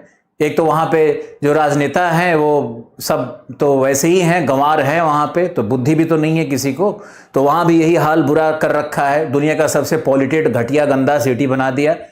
और उसके बाद ये पटना को देखो, तो पटना में नेशनल कैपिटल स्टेट कैपिटल बनाया गया, तो पटना की प्रगति हुई। आज बिहार में नगरीय जनसंख्या का लगभग 2/3 तो पटना में ही रहता है, और पटना देखो ग्रो करता चला जा रहा है। अब ये टाइम है कि पटना से कैपिटल हटा करके शिफ्ट कर दो गया में, या शिफ्ट कर दो दरभंगा में, इस तरह से कुछ एक बड़ा स्टेप लेने के बाद उस क्षेत्र में भी आर्थिक प्रगति का एक दौर आ जाता है। हम इसी कॉन्सेप्ट को क्या कहते हैं, सीक्वेंट ऑक्यूपेंस कहते हैं। और सीक्वेंट ऑक्यूपेंस का थ्योरी किसने दिया, विटल सी ने दिया है। इंडिया का कैपिटल हर 5 साल के बाद चेंज नहीं कर सकते, तुम लोग गलत सोच रहे हो। हर 50-100 साल के बाद करते हैं, ऐसे नहीं। 50-100 साल समय लगता है किसी को जमने में, तो 50 साल 100 साल का समय दोगे तभी वहां से आगे हम लोग शिफ्ट करेंगे। ओके, तो आपको मैंने ये ज्योग्राफी के मूल कॉन्सेप्ट्स को बताने की कोशिश की है, जो आपके मेंस के एग्जामिनेशन में बहुत काम आएगा, इंटरव्यू में काम आएगा। अब हम चलते हैं और देखते हैं कि यहां पर देखो ये अर्जेंटीना है। तो अर्जेंटीना भी एक बहुत बड़ा देश है। इसका क्षेत्रफल अगर आप देखोगे तो ब्राजील के बाद दूसरा सबसे बड़ा देश क्या है, अर्जेंटीना। और उसके बाद आप देखोगे तो यहाँ कोलंबिया है। कोलंबिया भी काफी बड़ा देश है अपने हिसाब से। और कोलंबिया में एक अजीब सी बात है, कोलंबिया एकमात्र ऐसा राष्ट्र है जिसकी तटीय सीमा अटलांटिक सागर में भी है और प्रशांत महासागर में भी है। ये याद करना है आपको। कौन सा राष्ट्र ऐसा है साउथ अमेरिका का जिसकी तटीय सीमा अटलांटिक में भी है और प्रशांत में भी है? वो राष्ट्र है कोलंबिया। कोलंबिया को याद रखना है। कोलंबिया बिल्कुल पनामा से सट रहा है यहाँ पर, ये भी आपको याद रखना है। और बाकी सिटीज़ में यहाँ देखो तो कंट्रीज़ में यहाँ पर पेरू है। और पेरू में आपको एक हम दर्शन कराना चाहते हैं, एक बात आपको दिखाना चाहते हैं। आई होप आप लोग इसको देख पाओगे और इसको समझ भी पाओगे। और बिल्कुल ये एक नया फैक्ट है। आप यहाँ देखो, ये जो नदी है ना, ये नदी, ये अमेज़न नदी है। यही नदी अमेज़न है। इस अमेज़न नदी की धारा को देखो तो अब जो नए मैप हैं वो पेरू में यहां से दिखा रहे हैं। हम आपसे रिक्वेस्ट कर रहे हैं ध्यान से देखने के लिए। आपने आज तक क्या सुना होगा कि दुनिया की सबसे लंबी नदी कौन है? नील नदी है। आपने ही सुना था ना। लेकिन नील नदी अब सबसे लंबी नदी नहीं मानी जाती है। वो पुराने किताबों में, पुराने गाइड्स में जो चल रहा है उसको चलाया जा रहा है। इंटरनेट पे भी कुछ लोग चला रहे हैं, विकिपीडिया में गलत चला रहे हैं। लेकिन अगर आप मॉडर्न इंफॉर्मेशंस को देखोगे तो नील नदी दुनिया की सबसे लंबी नदी नहीं है, अमेज़न नदी ही दुनिया की सबसे लंबी नदी है। क्योंकि अमेज़न का जो रूट है ना, वो पेरू के काफी अंदर तक प्राप्त हो रहा है। पेरू की एक और नदी से वो कनेक्टेड है। तो ये देखो, ये यहां पे आ जाओ, ये यहां से लेकर के ये पूरी की पूरी अमेज़न नदी है। यही अमेज़न, ये अमेज़न की एक शाखा है, सहायक नदी है। इधर से भी एक शाखा है, निग्रो नदी है। ये मनौस नदी है। तो ये इस तरह की दो शाखाएं। और ये आप देखो गहराई से कि ये पूरे पेरू के अंदर से, लगभग अंदर से, पूरे अंदर से निकल रही है। यहां देखो, ये इस पॉइंट से निकल रही है, इस पॉइंट से निकल रही है। अब अमेज़न ही दुनिया की सबसे लंबी नदी है। ओके। और आपको मैंने प्रश्न जो लिखवाना था वो शायद अधूरा रह गया। उसमें था कि सीक्वेंट ऑक्यूपेंस की संकल्पना क्या है और पिछड़े क्षेत्रों में आर्थिक प्रगति के लिए इसकी उपयोगिता क्या है। पिछड़े क्षेत्रों में आर्थिक प्रगति के लिए इसकी उपयोगिता क्या है। ये दो, इस पे ये प्रश्न आ सकता है कि भारत के संदर्भ में इसकी प्रासंगिकता क्या है। भारत के संदर्भ में भी देखना होगा इसको। बिल्कुल अमेज़न लगाइएगा।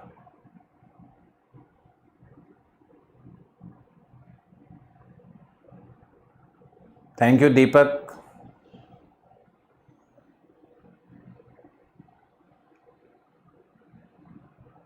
प्रवीण,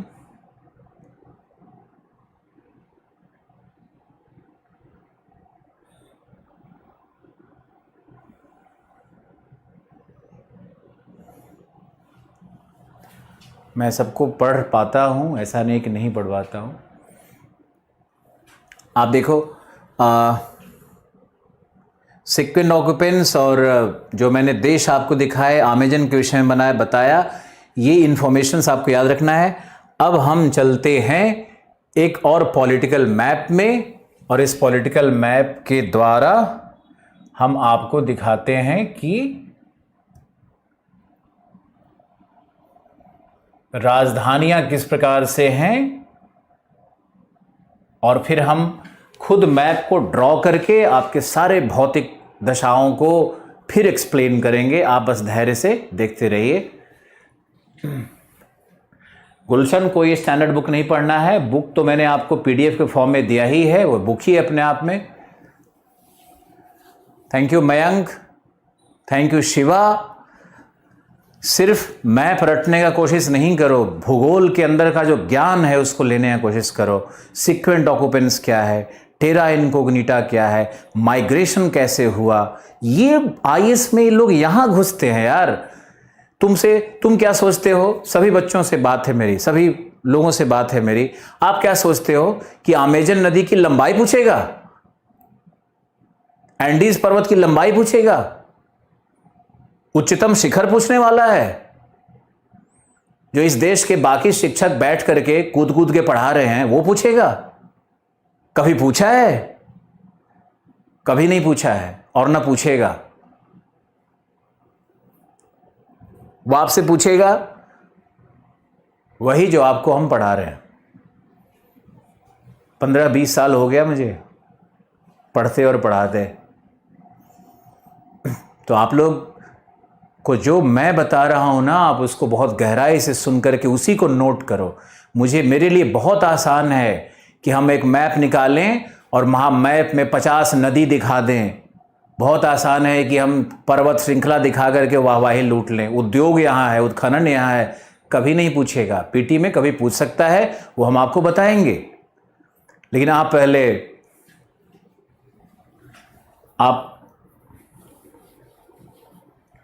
एक प्रश्न आया है, बड़ा अच्छा सा प्रश्न आया है। इसका प्रश्न हम टेकअप करेंगे कि सर, सत्यम का प्रश्न है कि सर, दो नदियां जब मिलती है तो उसमें किस नदी का नाम रखा जाए? जैसे मान लो कि गंगा यमुना मिल गई, तो इलाहाबाद के बाद उस नदी का नाम यमुना क्यों नहीं रखा गया? ये बड़ा अच्छा प्रश्न पूछा है इसने। तो इसका मूल कारण, जिस नदी की धारा मुख्य धारा होती है और जिस नदी का जो नदी पूर्ववर्ती होता है, पूर्ववर्ती जो नदी होगी, जो पहले से नदी होगी, तो गंगा पहले से नदी है, यमुना बाद में आकर के उससे मिल रही है। और हम लोग नदी के स्लोप से, नदी के चैनल से, नदी के ढाल से समझ जाते हैं कि पूर्ववर्ती नदी कौन है, और उसी के आधार पर उस नदी का नाम रखा जाता है। पानी के आधार पर नहीं रखा जाता।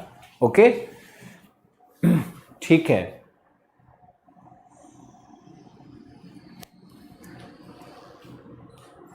दीक्षा, वीडियो देखा करो और नोट्स अगर लिखवाना शुरू करेंगे एक शब्द पे ना, तो फिर ये 5 साल तक नोट्स ही लिखते रह जाओगे। थोड़ा बुद्धिमान बनो, फास्ट लिखने की कोशिश करो। और नोट्स इस तरह की चीज़ों में नहीं लिखवाया जाता है, इनको समझो और आप खुद अपने शब्द में लिखने की कोशिश करो। नोट्स आपको हम भिजवा रहे हैं, आप चिंता नहीं करो ज़्यादा। ओके, अब आओ हम लोग यहाँ चलते हैं और ब्राज़ील को देखते हैं। और सबसे पहले हम लोग देखेंगे कि हमारा इक्वेटर, आप लोग सब अपने मैप में जाओ और मुझे बताओ कि जो हमारी इक्वेटर है ये किन किन देशों से निकल रही है, किन किन देशों से निकल रही है। ये हमारा 0 डिग्री इक्वेटर है और ये हमारा मकर रेखा है, ये हमारा विषुवत है, ये हमारी मकर रेखा है।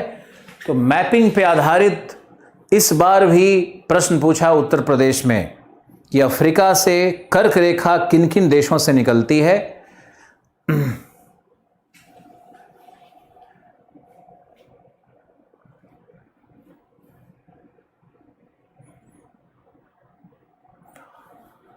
आप देखो इसको, विषुवत रेखा किन किन देशों से निकलती है, मुझे गिन करके बताओ, फिर हम आपको करेक्ट करेंगे। फिर इसे आपसे हम प्रश्न पूछेंगे। ब्राजील, कोलंबिया, इक्वाडोर, गलत। पूरे का नाम अंक में लिख करके भेजो, अंक में लिख करके भेजो। इक्वाडोर पहला, इक्वाडोर देखो पहला देश हो गया, पेरू से बिल्कुल टच करता है, थोड़ा सा टच करता है पेरू से, लेकिन पेरू से भी निकलता है ये। दूसरा देश हो गया पेरू, तीसरा आपका हो गया कोलंबिया, और चौथा आपका हो गया ब्राजील। पेरू से भी निकलता है, मुझे जो पॉइंट आउट करना था वो यही था कि पेरू से भी निकलता है। इक्वाडोर, पेरू, कोलंबिया और ब्राजील, ये निकल 4 देशों से निकलता है। प्रशांत का से इक्वाडोर, पेरू, कोलंबिया, ब्राजील। विशाल बिल्कुल सही, बिल्कुल सही। तो ये 4 देशों से निकल रहा है, आप लोग इसको नोट डाउन करो। मकर रेखा, मकर रेखा किन किन देशों से निकल रही है? सबसे पहला क्या है यहां पे? चिली। दूसरा क्या है? अर्जेंटीना। तीसरा क्या है? पैराग्वे। चौथा क्या है? ब्राजील। चौथा ब्राजील।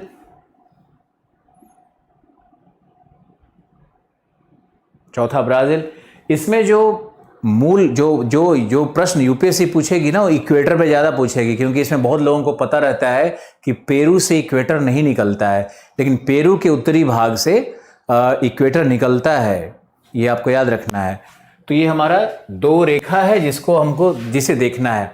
अब मुझे ये बताओ कि साउथ अमेरिका, अगला प्रश्न, एक प्रश्न आपसे ही पूछते हैं। साउथ अमेरिका में यहां इक्वेटर है और ये रहा मकर रेखा। तो ये जो ब्राजील है, बोलीविया है, पेरू है, या जो इक्वाडोर है, तो इन देशों को हम लोग क्या कहेंगे? जो इक्वाडोर है, फिर ऊपर में जाओगे तो कोलंबिया है, ये सारे जो देश हैं ये सब क्या कहलाएंगे? ये सब कहलाएंगे उष्णकटिबंधीय देश। उष्णकटिबंधीय देश, ट्रॉपिकल कंट्रीज कहलाएंगे। ट्रॉपिकल कंट्रीज का अर्थ क्या है? उष्णकटिबंधीय देश कौन से हैं? कुछ किताबों में 30 डिग्री नॉर्थ से 30 डिग्री साउथ माना जाता है, लेकिन ज्यादातर जो भूगोलवेत्ता हैं वो कर्क और मकर रेखा के बीच में ही इसको मानते हैं। जलवायु प्रदेश का जब वर्णन होता है तो 30 डिग्री नॉर्थ से 30 डिग्री साउथ के बीच को उष्णकटिबंध कहते हैं, लेकिन जब राजनीतिक विषय पे हम लोग आते हैं तो कर्क और मकर रेखा के बीच के जितने भी देश होंगे उनको हम लोग उष्णकटिबंधीय देश कहते हैं। ये भी आप सीखो, उष्णकटिबंधीय देश कौन है? जो कर्क और मकर रेखा के मध्य प्राप्त होते हैं। ओके, अब चलते हैं राजधानी पे। ब्राजील का राजधानी देखो ब्रासीलिया, मैंने आपको बताया था कि कैसे अंदर कर दिया गया था। यहीं पे ये रियो दी जेनेरियो है, ये रियो दी जेनेरियो, उसके नीचे साओ पोलो और सैंटोस, जिसकी चर्चा मैंने आपको की। साओ पोलो सैंटोस को ही कहते हैं coffee city of the world, ये कॉफी सिटी है। सैंटोस को बोलेंगे coffee port of the world. Coffee का यहाँ पे खेती होता है ना, इसलिए इसको ऐसा कहते हैं। ये ऐसे ही बस बता दिया आपको, इसको इतना आगे और बताएंगे ना, डिटेल से बताएंगे, तो वैसे ही बस बता दिया आपको। अब ये ब्राजील है। अब यहाँ होगे तो फ्रेंच गायना का राजधानी केन्स है, जिसको आप केनी पढ़ते हो, और सुरिनाम का राजधानी है पारामरेबो, गायना की राजधानी है जॉर्ज टाउन। तो एक बार आपको राजधानी जो भी हैं, अर्जेंटीना का है ब्यूनस आयर्स, इस तरह से चिली का सैंटियागो है, वालपैराइसो इसका पोर्ट है, पेरू की राजधानी लीमा है, इक्वाडोर का राजधानी क्वीटो है। क्वीटो सबसे हाईएस्ट सिटी है, सबसे अधिक ऊंचाई पे अवस्थित कैपिटल सिटी है क्वीटो। सभी देशों के राजधानी को एक बार अपने एटलस में आराम से देखो। आपको 1 मिनट का पूरा समय दिया जा रहा है और उसके बाद आपसे हम कुछ पूछेंगे।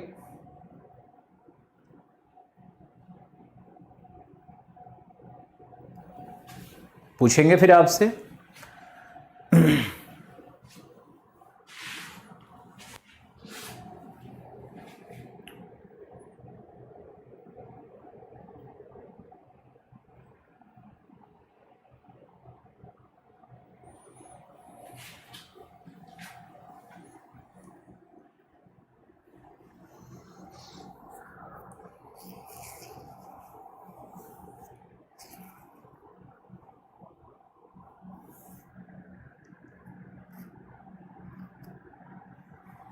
मुझे आशा है कि आप बहुत ध्यान से सभी देशों की राजधानियों को देख रहे हो और उसको पढ़ रहे हो।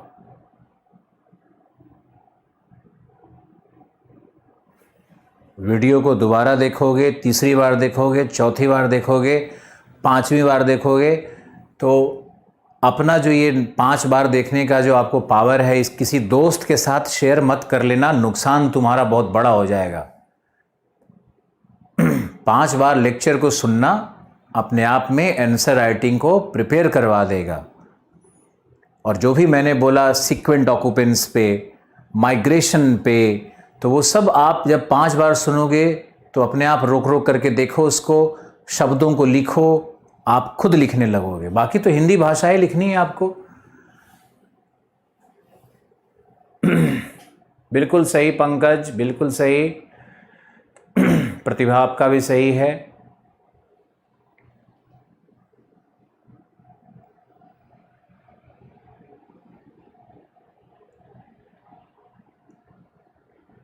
चलो, अब राजधानियों को आपने देख लिया होगा।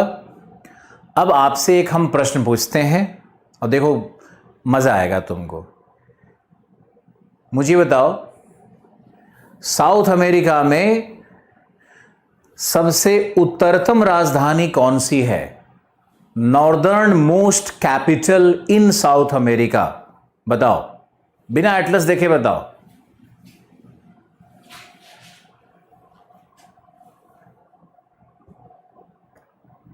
कैराकस, कैराकस।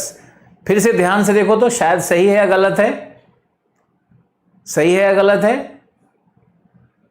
कैराकस बिल्कुल सही है। अगर हम यहां देखेंगे तो कैराकस नॉर्दर्न मोस्ट कैपिटल हमारा है। इसी तरह से चलते हैं। और साउदर्न मोस्ट कैपिटल कौन सा है? साउदर्न मोस्ट कैपिटल कौन सा है? ऐसे ज्योग्राफी मैपिंग करना है हम लोगों को। इक्वेटर कैसे निकला, ट्रॉपिक ऑफ कैप्रिकॉर्न कैसे निकला, अब बताओ।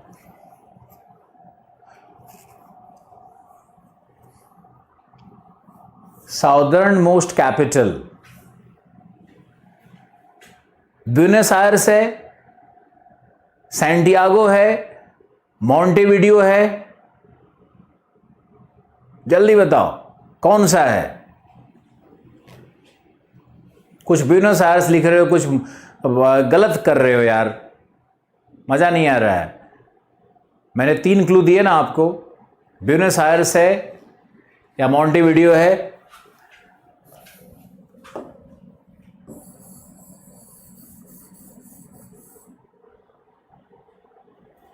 या सैंटियागो है।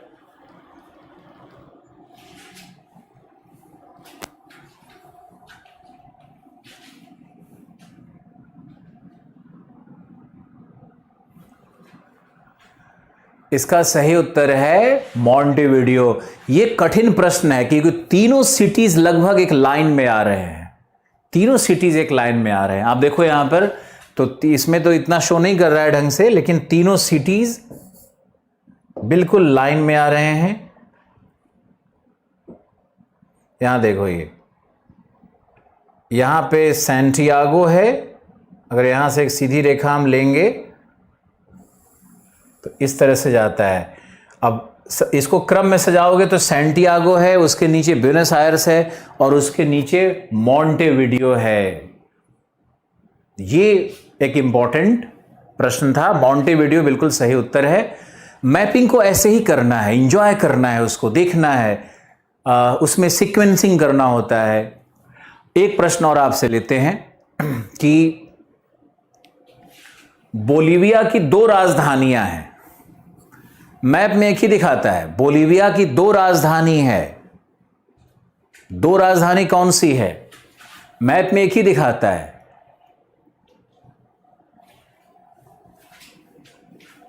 बोलीविया की 2 राजधानी कौन सी है? एक तो लापाज है और दूसरा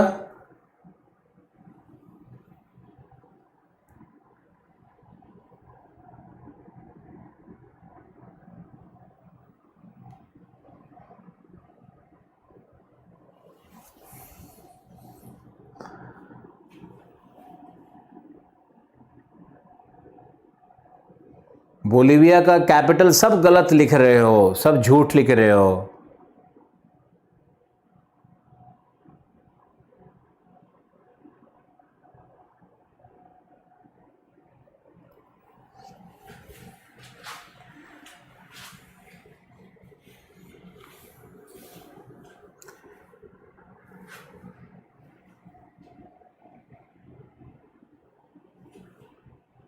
ये सारे लोग सेंटा क्रूज लिख रहे हो, जरूर नेट खोल करके देख रहा है। बोलीविया की राजनीतिक राजधानी कहाँ है? लेजिस्लेटिव कैपिटल कहाँ है? विधायिका संबंधी राजधानी कहाँ है?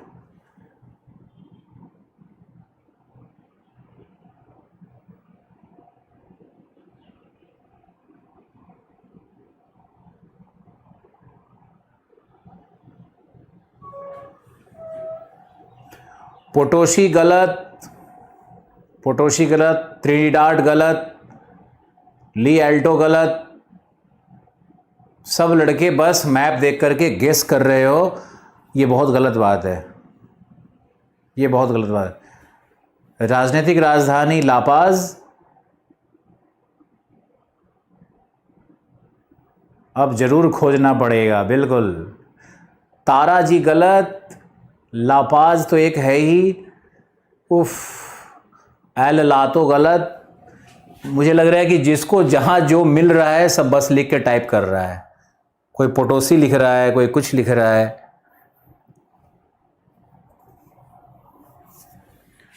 सुक्रे पे रिसर्च करो और सांता क्रूज पे रिसर्च करो। पोटोसी वहाँ का टिन कैपिटल है, वहाँ टिन निकलता है, इसलिए पोटोसी तो टिन के लिए है। ब्यूनस आयर्स लिख रहा है, हे भगवान। चलो कोई बात नहीं है, पता नहीं। अब हम लोग चलते हैं इसके फिजिकल मैप में, और आपको यहां से अब हम कुछ लिखवाना शुरू करेंगे। आप लोगों को लिखना है, प्लीज़ लिखिए, नोट्स बनाइए।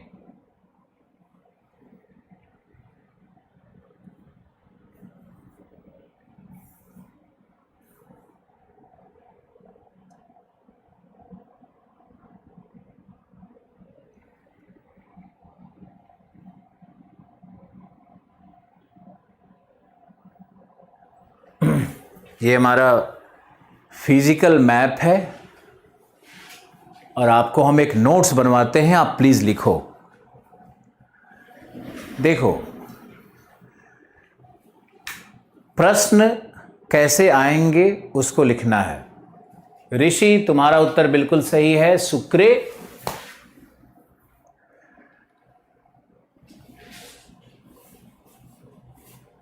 सांता क्रूज गलत है, रोहित।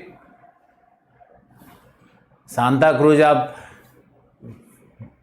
भारत वाला, मुंबई वाला सुने होंगे। चलो ओके, आप लिखो, साउथ अमेरिका से किन प्रश्नों की संभावना है मुख्य परीक्षा में, वो लिखवाते हैं। लिखिए पहला प्रश्न, पहला प्रश्न लिखिए। लिखो, दक्षिण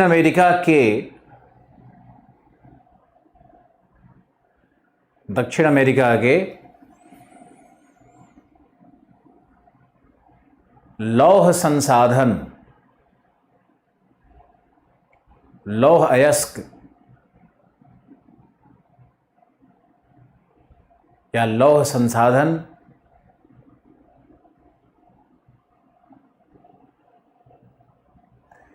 का वितरण एवं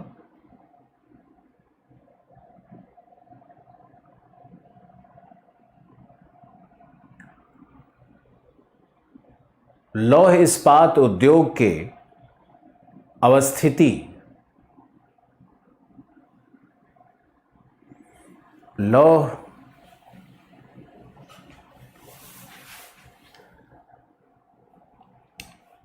लौह इस्पात के उपस्थिति,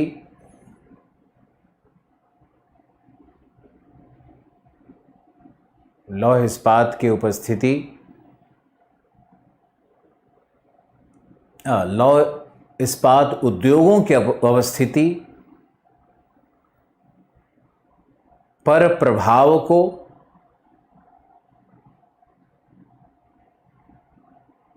प्रभाव को दर्शाएं,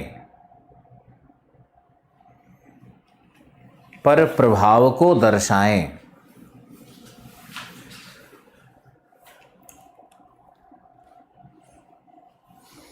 यानी लौह अयस्क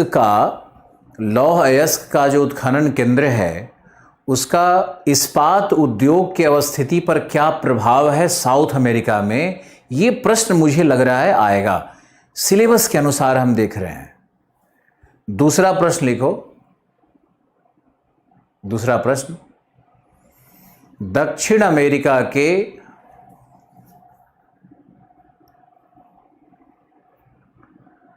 मुख्य खनिज संसाधनों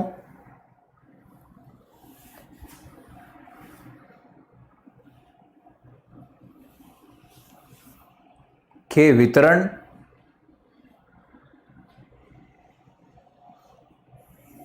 एवं विश्व व्यापार में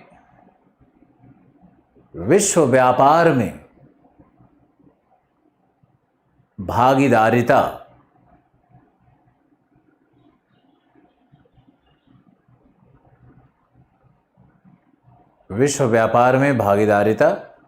कमेंट शो हो रहा है छाया जी। विश्व व्यापार में भागीदारिता का विश्लेषण करें।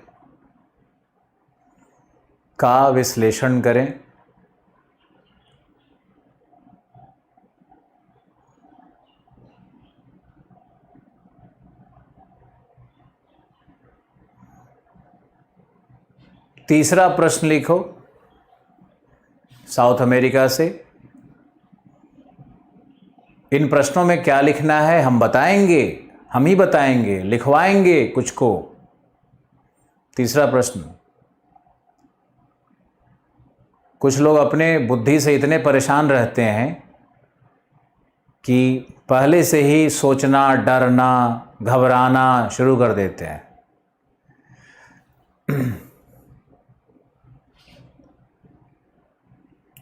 लिखो तीसरा प्रश्न,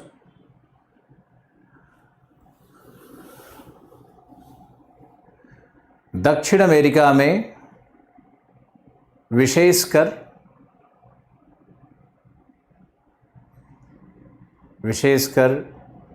ब्राजील एवं अर्जेंटीना में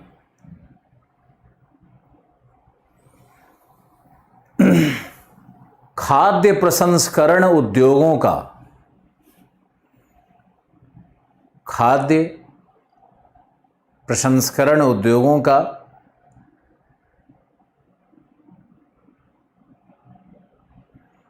विकास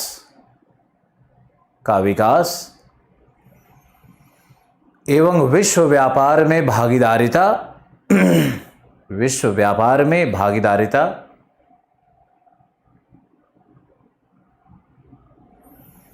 पर टिप्पणी करें।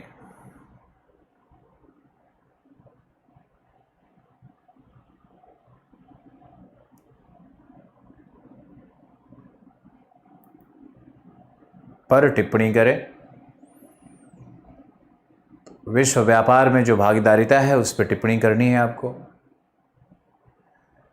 नेक्स्ट आप लिखो,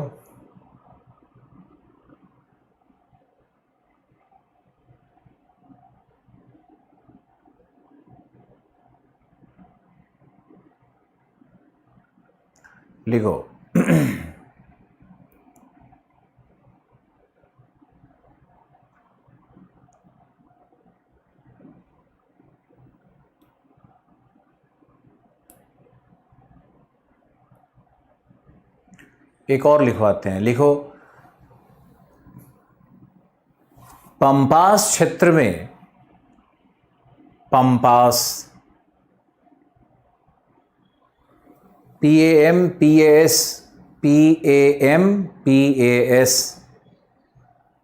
कोई पीछे नहीं छूटेगा।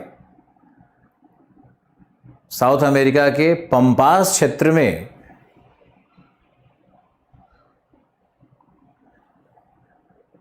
कृषि प्रणाली का वर्णन करें।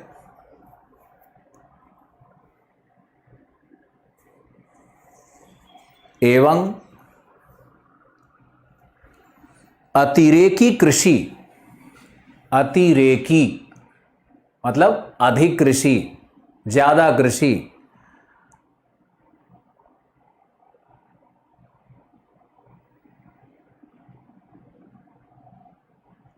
आपका उत्तर सही था सत्या। अतिरेकी कृषि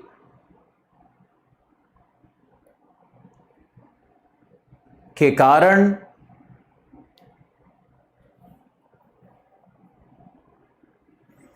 उत्पन्न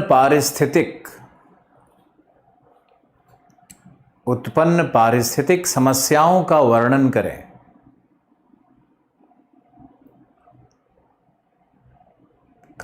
करें। ये कुछ इस तरह के प्रश्न मैंने आपको 4-5 लिखवाए और इन प्रश्नों का उत्तर भी मुझे करवाना है। 5 प्रश्न और देंगे और भी प्रश्न मिलेंगे आपको, उसका भी उत्तर करवाएंगे।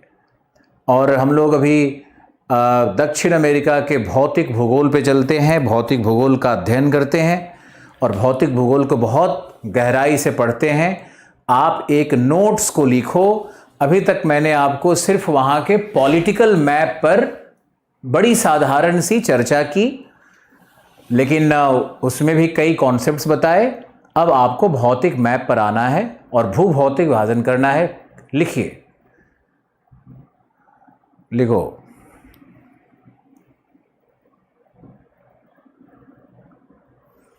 लिखो, दक्षिण अमेरिका के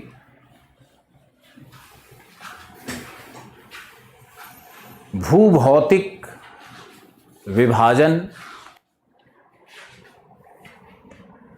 दक्षिण अमेरिका के भूभौतिक विभाजन। उसमें लिखना है सबसे पहला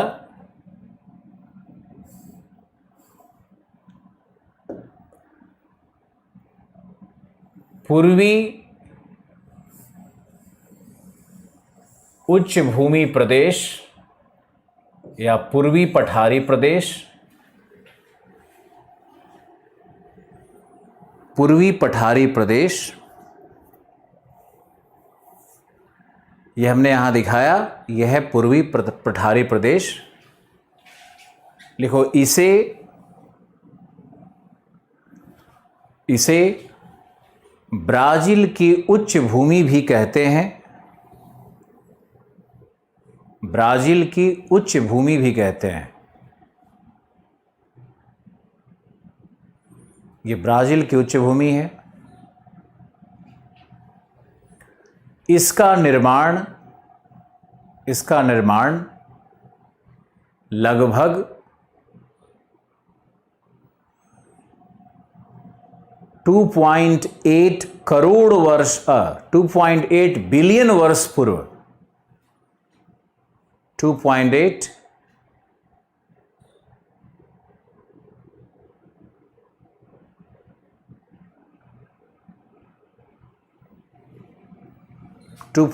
बिलियन वर्ष पूर्व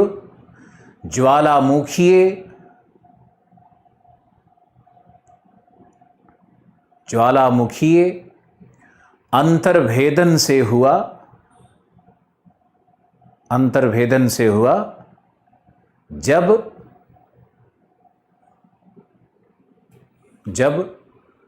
लौह धात्विक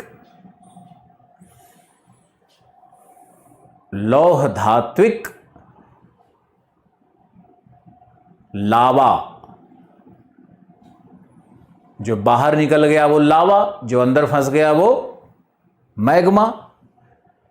तो लौह धात्विक लावा एवं मैग्मा के जमाव से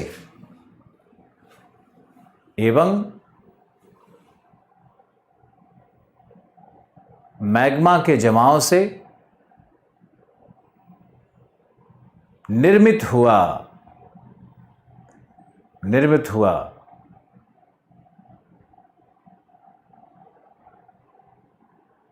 अतः इनमें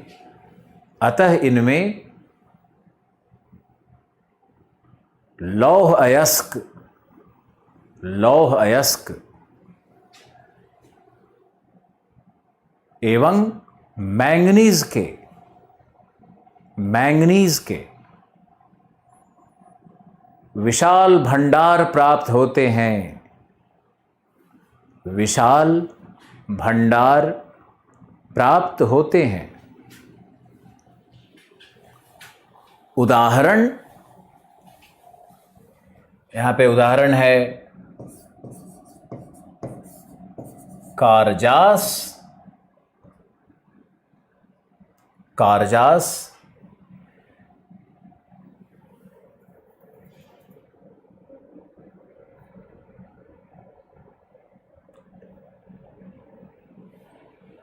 यहाँ का लोहा का, और दूसरा है गिरास, GERAIS,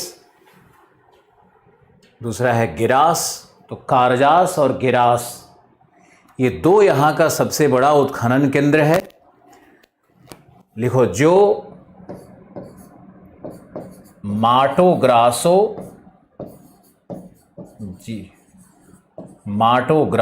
आप एटलस में देख सकते हो, माटो ग्रासो के पठार में, गिरास का पूरा नाम है मीनास गिरास भी कहते हैं इसको, जो माटो ग्रासो के पठार में प्राप्त होते हैं।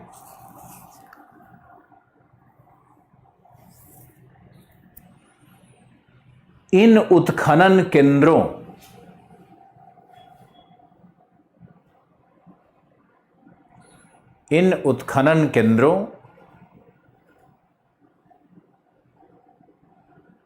के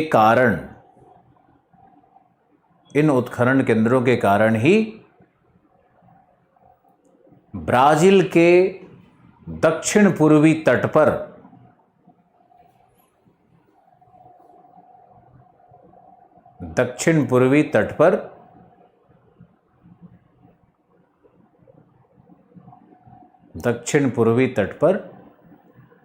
लौह इस्पात उद्योगों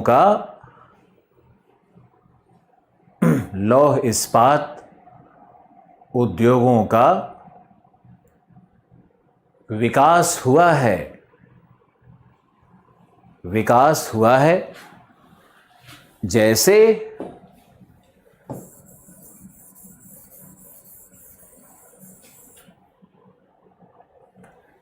जैसे बेलो हॉरिजोंटे,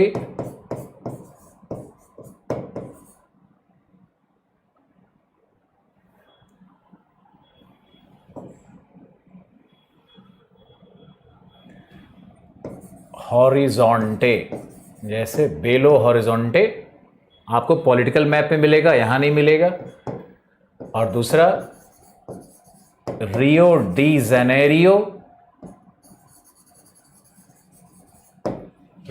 जेनेरियो और बेलो हॉरिजोंटे, इस तरह के जो नगर है ना वो मिलता है। अब यहां देखो, ये जो माटो ग्रासो का पठार है, यहीं पर मिलता है लोहा Fe, और यहीं से ये ट्रांसपोर्ट होकर के इधर नगरों में आता है। तो यहां पर जो नगर हैं, तट के पास जो नगर हैं, वो सारे लौह इस्पात नगर बने हुए हैं। तो ब्राजील के दक्षिणी पूर्वी भाग में लौह इस्पात नगर क्यों मिलते हैं? क्योंकि मैटो ग्रासो के पठार में लोहे का उत्खनन केंद्र है, मैंगनीज का उत्खनन केंद्र है।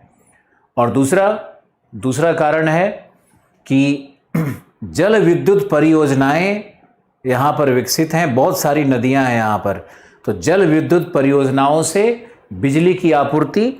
और तीसरा कारण है कि तट से लौह इस्पात का ब्राज़ील निर्यात करता है, और कहाँ निर्यात करता है? यूनाइटेड स्टेट्स को, यूरोप को और यूनाइटेड स्टेट्स को ये निर्यात करता है अपने सिटीज से। ये सारा निर्यात हो जाएगा, यहाँ से एक्सपोर्ट कर देगा, एक जाएगा यूरोप, दूसरा जाएगा इधर यूएस की ओर। अब मान लो पूछता है कि ब्राज़ील के दक्षिणी पूर्वी तट पर लौह इस्पात उद्योग के विकास का क्या कारण है? पहला क्या लिखोगे? लौह अयस्क मैटो ग्रासो में। क्यों है मैटो ग्रासो में लौह अयस्क? क्योंकि यहाँ मैग्मा का अंतर्भेदन 2.8 बिलियन वर्ष पूर्व हुआ था, जिसमें लोहे के कण बड़ी मात्रा में प्राप्त होते हैं। आप ये लिखोगे तब ज्योग्राफिकल हो गया। दूसरा कारण क्या लिखोगे? तटीय अवस्थिति के कारण जो विश्व व्यापार है उसमें भागीदारिता है। क्योंकि ब्राज़ील के अंदर अगर हम जाएंगे तो वहाँ लौह इस्पात का इतना डिमांड नहीं है। वहाँ इतनी बड़ी जनसंख्या और इतना नगरीकरण और होने के बावजूद वहाँ जो उद्योग है वो उद्योग मुख्य रूप से खाद्य एवं प्रसंस्करण उद्योग है, जिसमें लौह इस्पात की मांग नहीं होती है। ये मूल ज्योग्राफी आपको पढ़ना है। लौह इस्पात किसको भेजेगा? यूरोप को, यूरोपीय देशों को भेज रहा है, जैसे जर्मनी को भेजेगा, यूके को भेजेगा। अब यूके में तो अपना लौह इस्पात सब बंद हो गया है, तो इंपोर्ट ही करवाएगा ना। फिर यूनाइटेड स्टेट्स में बहुत मांग है मशीनरी और हेवी मशीनरी उद्योग की, कनाडा में मांग है, तो वहाँ एक्सपोर्ट करता है ये। तो ये कारण है लौह इस्पात उद्योग के अवस्थिति का, तटीय अवस्थिति का। पास में ही आयरन ओर का माइंस है और तटीय अवस्थिति से एक्सपोर्ट करता है। एनर्जी कहाँ से मिलेगा उद्योग को? एनर्जी मिलेगा जल विद्युत परियोजनाओं से। ऐसा नहीं है कि ब्राज़ील में कोयला भी बहुत है, कोयला तो इसको लाना पड़ता है, इंपोर्ट करना पड़ता है, लेकिन जल विद्युत का प्रयोग करता है ये मेल्टिंग के लिए। खैर, या आयरन स्मेल्टिंग कहते हैं जिसको, आयरन स्मेल्टिंग के लिए। अब इसी क्षेत्र के उद्योग पे हमने छोटी सी बात की, अब इसी के कृषि क्षेत्र पर बात करते हैं और यहाँ के अन्य विशेषताओं को देखते हैं। लिखो, अगला पैराग्राफ लिखो। ब्राज़ील का यह पठारी भाग, ब्राज़ील का यह पठारी भाग वृष्टि छाया प्रदेश में, वृष्टि छाया प्रदेश में प्राप्त होता है।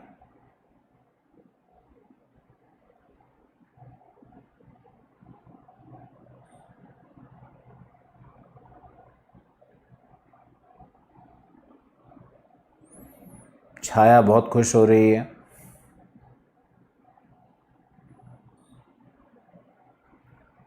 वृष्टि छाया प्रदेश में प्राप्त होता है। मैंने आपको वृष्टि छाया प्रदेश का कॉन्सेप्ट समझाया था आप लोगों को। तो वृष्टि छाया का प्रदेश का कॉन्सेप्ट क्या है कि देखो, यहाँ पर अगर ब्राज़ीलियन हाईलैंड्स है, अगर हम यहाँ पर ब्राज़ीलियन हाईलैंड्स को मानते हैं, मानते क्या है ही ये, तो ब्राज़ीलियन हाईलैंड्स जो यहाँ पर इस तरह से फैला हुआ है, तो ये क्या करेगा कि इस भाग में वर्षा करवाएगा। यहाँ से व्यापारिक पवनें आई, वही ऑस्ट्रेलिया वाली कहानी, इस भाग में वर्षा होगी और ये जो भाग है, ये भाग में वर्षा कम हो जाएगी। तो ये जो पूरा पठार है, ये पठार पर सवाना वनस्पति है। और अगर इधर हम इस भाग में आएंगे तो यहाँ पर वृक्ष हैं, सघन वृक्ष हैं, सघन। तो ये उष्णकटिबंधीय सघन वृक्ष वाली वनस्पति मिलेगी और दूसरी तरफ सवाना मिलेगा। ज्योग्राफी को ध्यान से समझने का कोशिश करो। लिखो, वर्षा 60 से 80 के मध्य है, 60 से 80 सेंटीमीटर के मध्य है।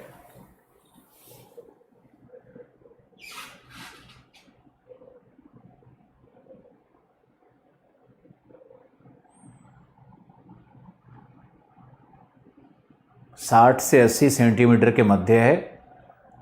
अतः यहां की वनस्पति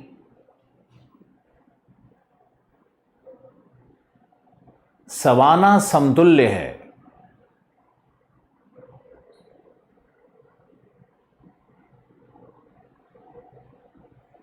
यहां की वनस्पति सवाना समतुल्य है, जिसे ब्राजील में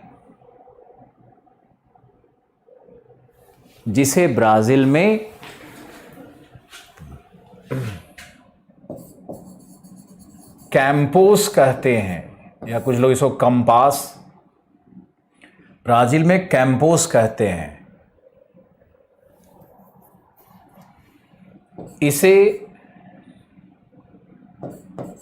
कटिंगा भी कहा जाता है। इसे कटिंगा भी कहा जाता है।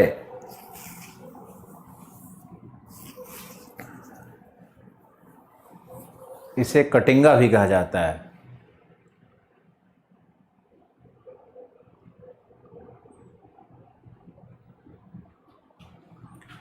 यानी जो सवाना वनस्पति है ब्राजील में, उसे दो नाम से जाना जाएगा। एक तो नाम क्या है कटिंगा, दूसरा क्या नाम है कैंपोस। कैंपोस ज़्यादा प्रचलित है, सब लोग जानता है। कटिंगा कुछ कम लोग जानते हैं। तो कटिंगा और कैंपोस कहते हैं इसको। और आगे लिखो, इस क्षेत्र में पशुपालन मुख्य आर्थिक क्रिया है। पशुपालन बेसिकली गोपालन। पशुपालन या गोपालन मुख्य आर्थिक क्रिया है।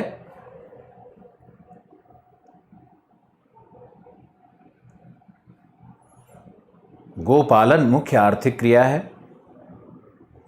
या मवेशी पालन, इसको आप मवेशी पालन लिख सकते हो। मवेशी पालन मुख्य आर्थिक क्रिया है। और जो मवेशी हैं उनसे दूध नहीं, उनका मांस का प्रयोग किया जाता है, मांस का एक्सपोर्ट किया जाता है। इसको हम लोग कहते हैं बीफ कैटल। बीफ कैटल, तो आप लिखो बीफ कैटल्स मिलता है यहां पे। दूध के लिए नहीं, मांस के लिए पशुपालन किया जाता है सवाना क्षेत्र में। और जो बीफ कैटल है, तो बीफ को पैकेजिंग करके उसका, और ये बीफ को भेजा जाता है फिर यूरोपियन मार्केट में, यूएस मार्केट में। ब्राज़ील का सारा कच्चा माल कहीं ना कहीं यूएस, कनाडा, नॉर्थ अमेरिका और यूरोप में ही जाता है। भारत के साथ व्यापार बहुत ही कम है। भारत में तो है ही कच्चा माल। अब देखो आगे। तो ये था यहाँ पे समाना। अब इसमें आगे लिखना है। लिखो अगला पैराग्राफ। तटीय प्रदेशों में, तटीय प्रदेश मतलब क्या हुआ? ये जो हाईलैंड है इसके पूर्वी भाग में, हाईलैंड के पूर्वी भाग में, तो लिखो तटीय प्रदेशों में वर्षा अधिक है। वर्षा अधिक है 150 सेंटीमीटर्स, तथा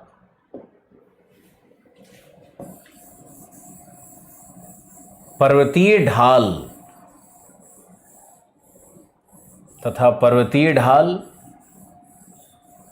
उपलब्ध हैं। पर्वतीय ढाल उपलब्ध हैं। अतः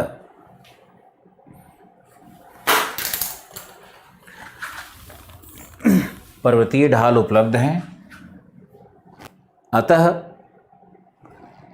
यहां कहवा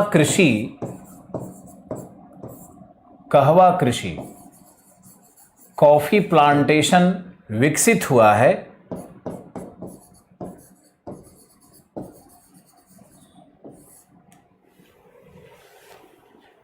कहवा, बीफ और मीट में क्या डिफरेंस है? बीफ गाय का होता है, मीट किसी का भी हो सकता है। गाय मतलब गो, कैटल्स का होता है। फेजेंडाज कहते हैं। तो कहवा उत्पादक कृषि क्षेत्रों को फेजेंडा कहते हैं।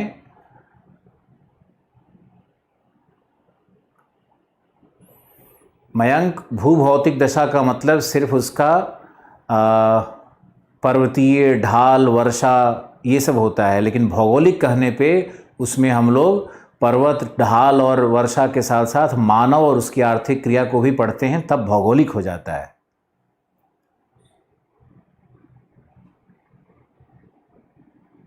कारजास क्या है अजय? कारजास लोहा का उत्खनन केंद्र है।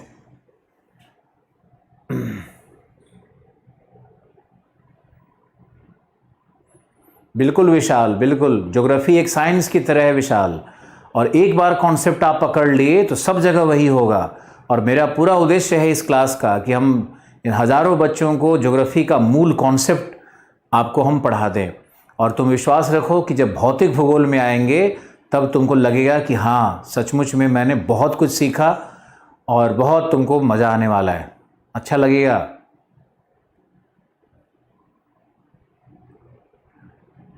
Love you too Saurabh. Diksha, आपका क्वेश्चन क्या? ऑस्ट्रेलिया वाले क्वेश्चन करवा दो। अच्छा, ऑस्ट्रेलिया वाले क्वेश्चन आप खुद लिखने लगोगे दीक्षा, आप ज़्यादा परेशान मत हो। आप देखो धीरे धीरे आप खुद सीखने लगोगे कैसे कैसे लिखा जाता है।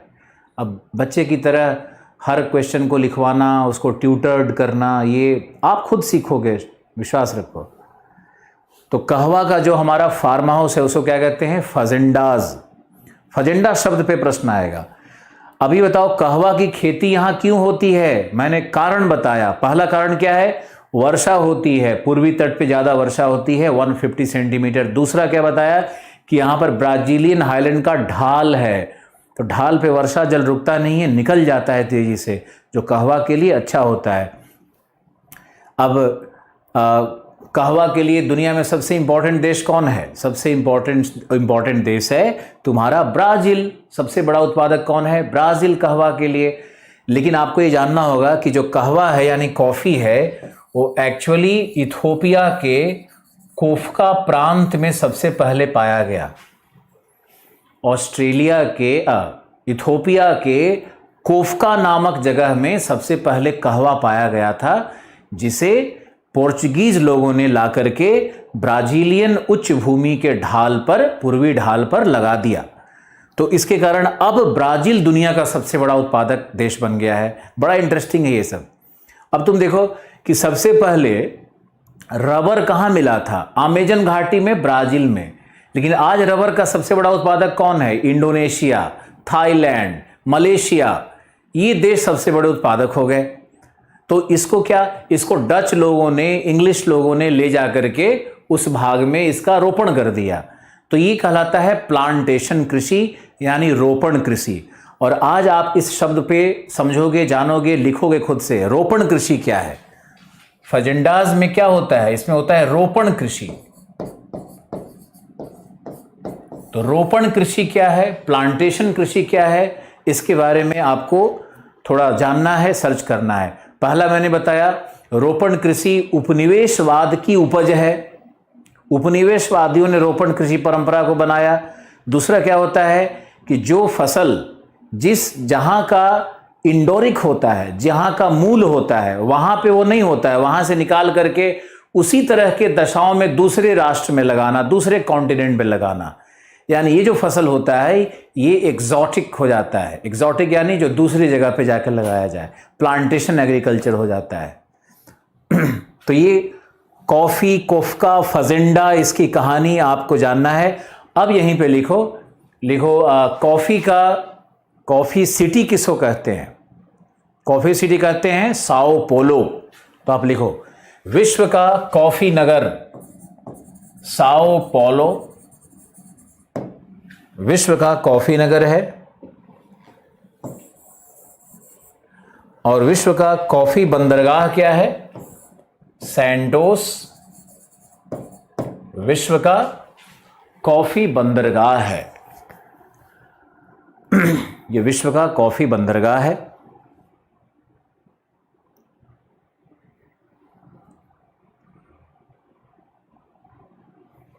अब लिखो अगला, नेक्स्ट लिखो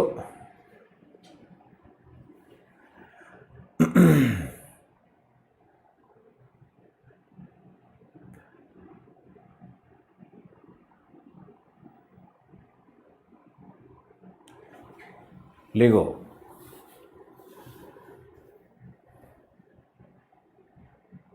प्रशांत, हम जरूर आएंगे, और जरूर आएंगे प्रशांत। आपको ढूंढेंगे भी हम प्रशांत। गोवा एयरपोर्ट पे है। कल हम समुद्र तट पे थे, उसका वीडियो हम जारी करेंगे।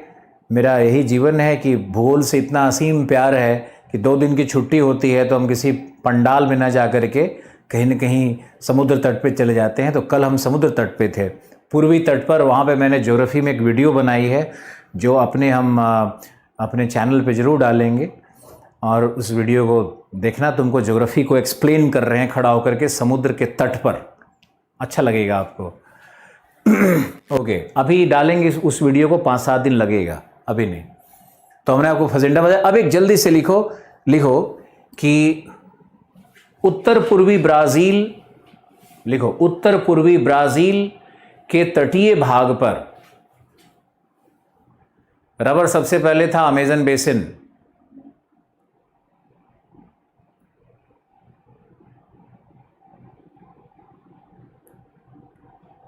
अरे ऑस्ट्रेलिया 3 गुना बड़ा क्यों है, महाद्वीप 3 गुना बड़ा क्यों है, इसमें रीजन क्या बताना है? अभी क्या रीजन होगा कि ऑस्ट्रेलिया से अफ्रीका क्यों बड़ा है, अफ्रीका से एशिया क्यों बड़ा है? ऐसा कोई लॉजिक थोड़ी होता है।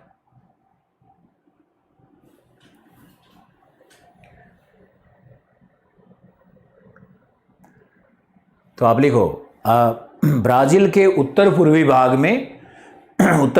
में जहां वर्षा, लिखते रहिए, जहां वर्षा 100 से 150 है, जहां वर्षा 100 से 150 है,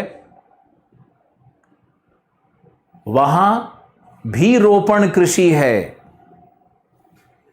लिखिए, वहां भी रोपण कृषि है। उपनिवेशवाद, कॉफी हो, चाय हो, शुगर केन हो,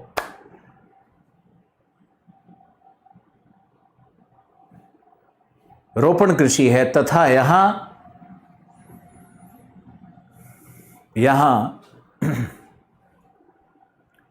गन्ना कृषि प्रणालियां विकसित हुई है। गन्ना कृषि प्रणालियां विकसित हुई है।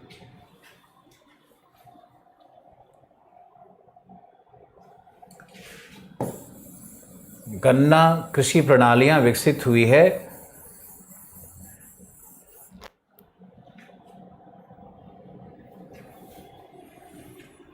इन गन्ना फार्म हाउसेज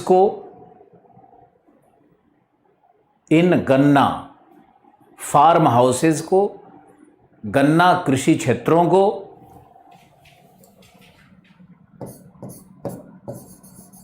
हैसिएंडाज कहते हैं। HACIANDAS, हैसिएंडाज कहते हैं। क्यूबा में भी इसको हैसिएंडाज कहते हैं।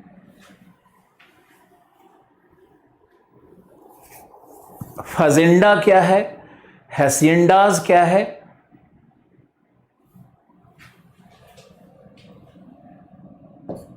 तथा इन्हें स्टैंसिया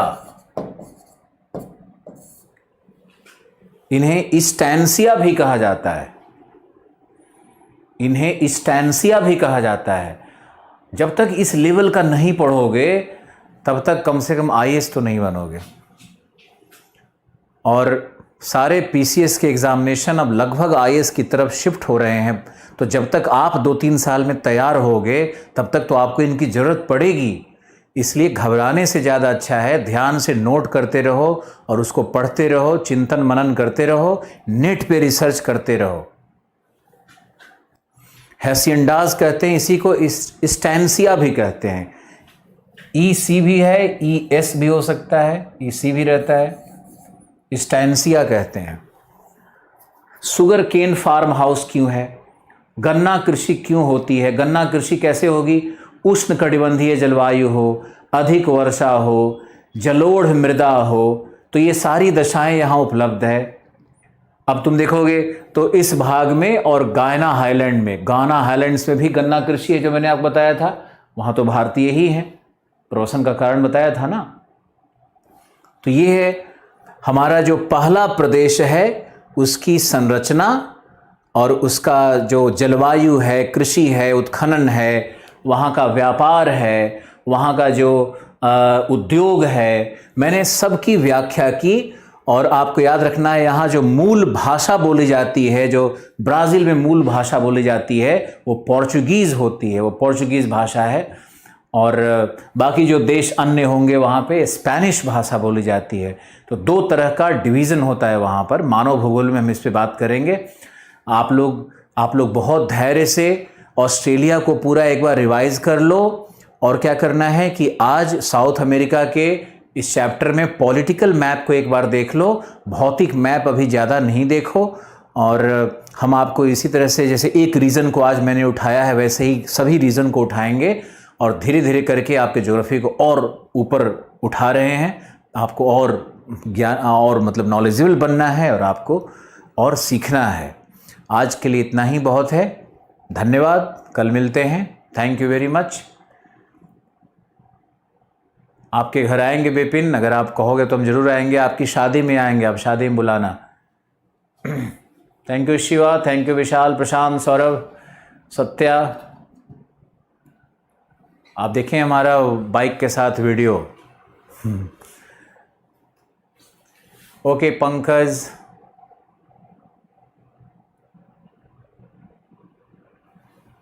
भारत के लिए हैसिंडाज नहीं कहेंगे। थैंक यू दुर्गा, आप ऑलवेज मेरे लिए बहुत अच्छे शब्द का प्रयोग करते हो। Thank you Bipin, Saurabh, thank you. Okay Archana, Diksha, Kapil, Sunny, Anshul, Ram Ram, Ajay, Akanksha. हाँ बिल्कुल बिल्कुल, आपकी शादी में भी आएंगे अर्चना, आप बस इनविटेशन देते रहना। चलो, बहुत अच्छा लगता है। आप लोग मेरे एनर्जी के स्रोत बने हुए रहो और मुझे जितना एनर्जी दोगे, जितना उत्साहित करोगे, जितना प्रेम दोगे, मेरे अंदर में उतना ही चीज़ें जो अंदर में है वो निकल करके सामने आने लगेंगी। तो आप लोग बहुत कोशिश करो कि आप लोग इसको फॉलो करो। 90% लोग बहुत अच्छा फॉलो कर रहे हैं, 10% भी धीरे धीरे करने लगेंगे। Thank you so much, love you all.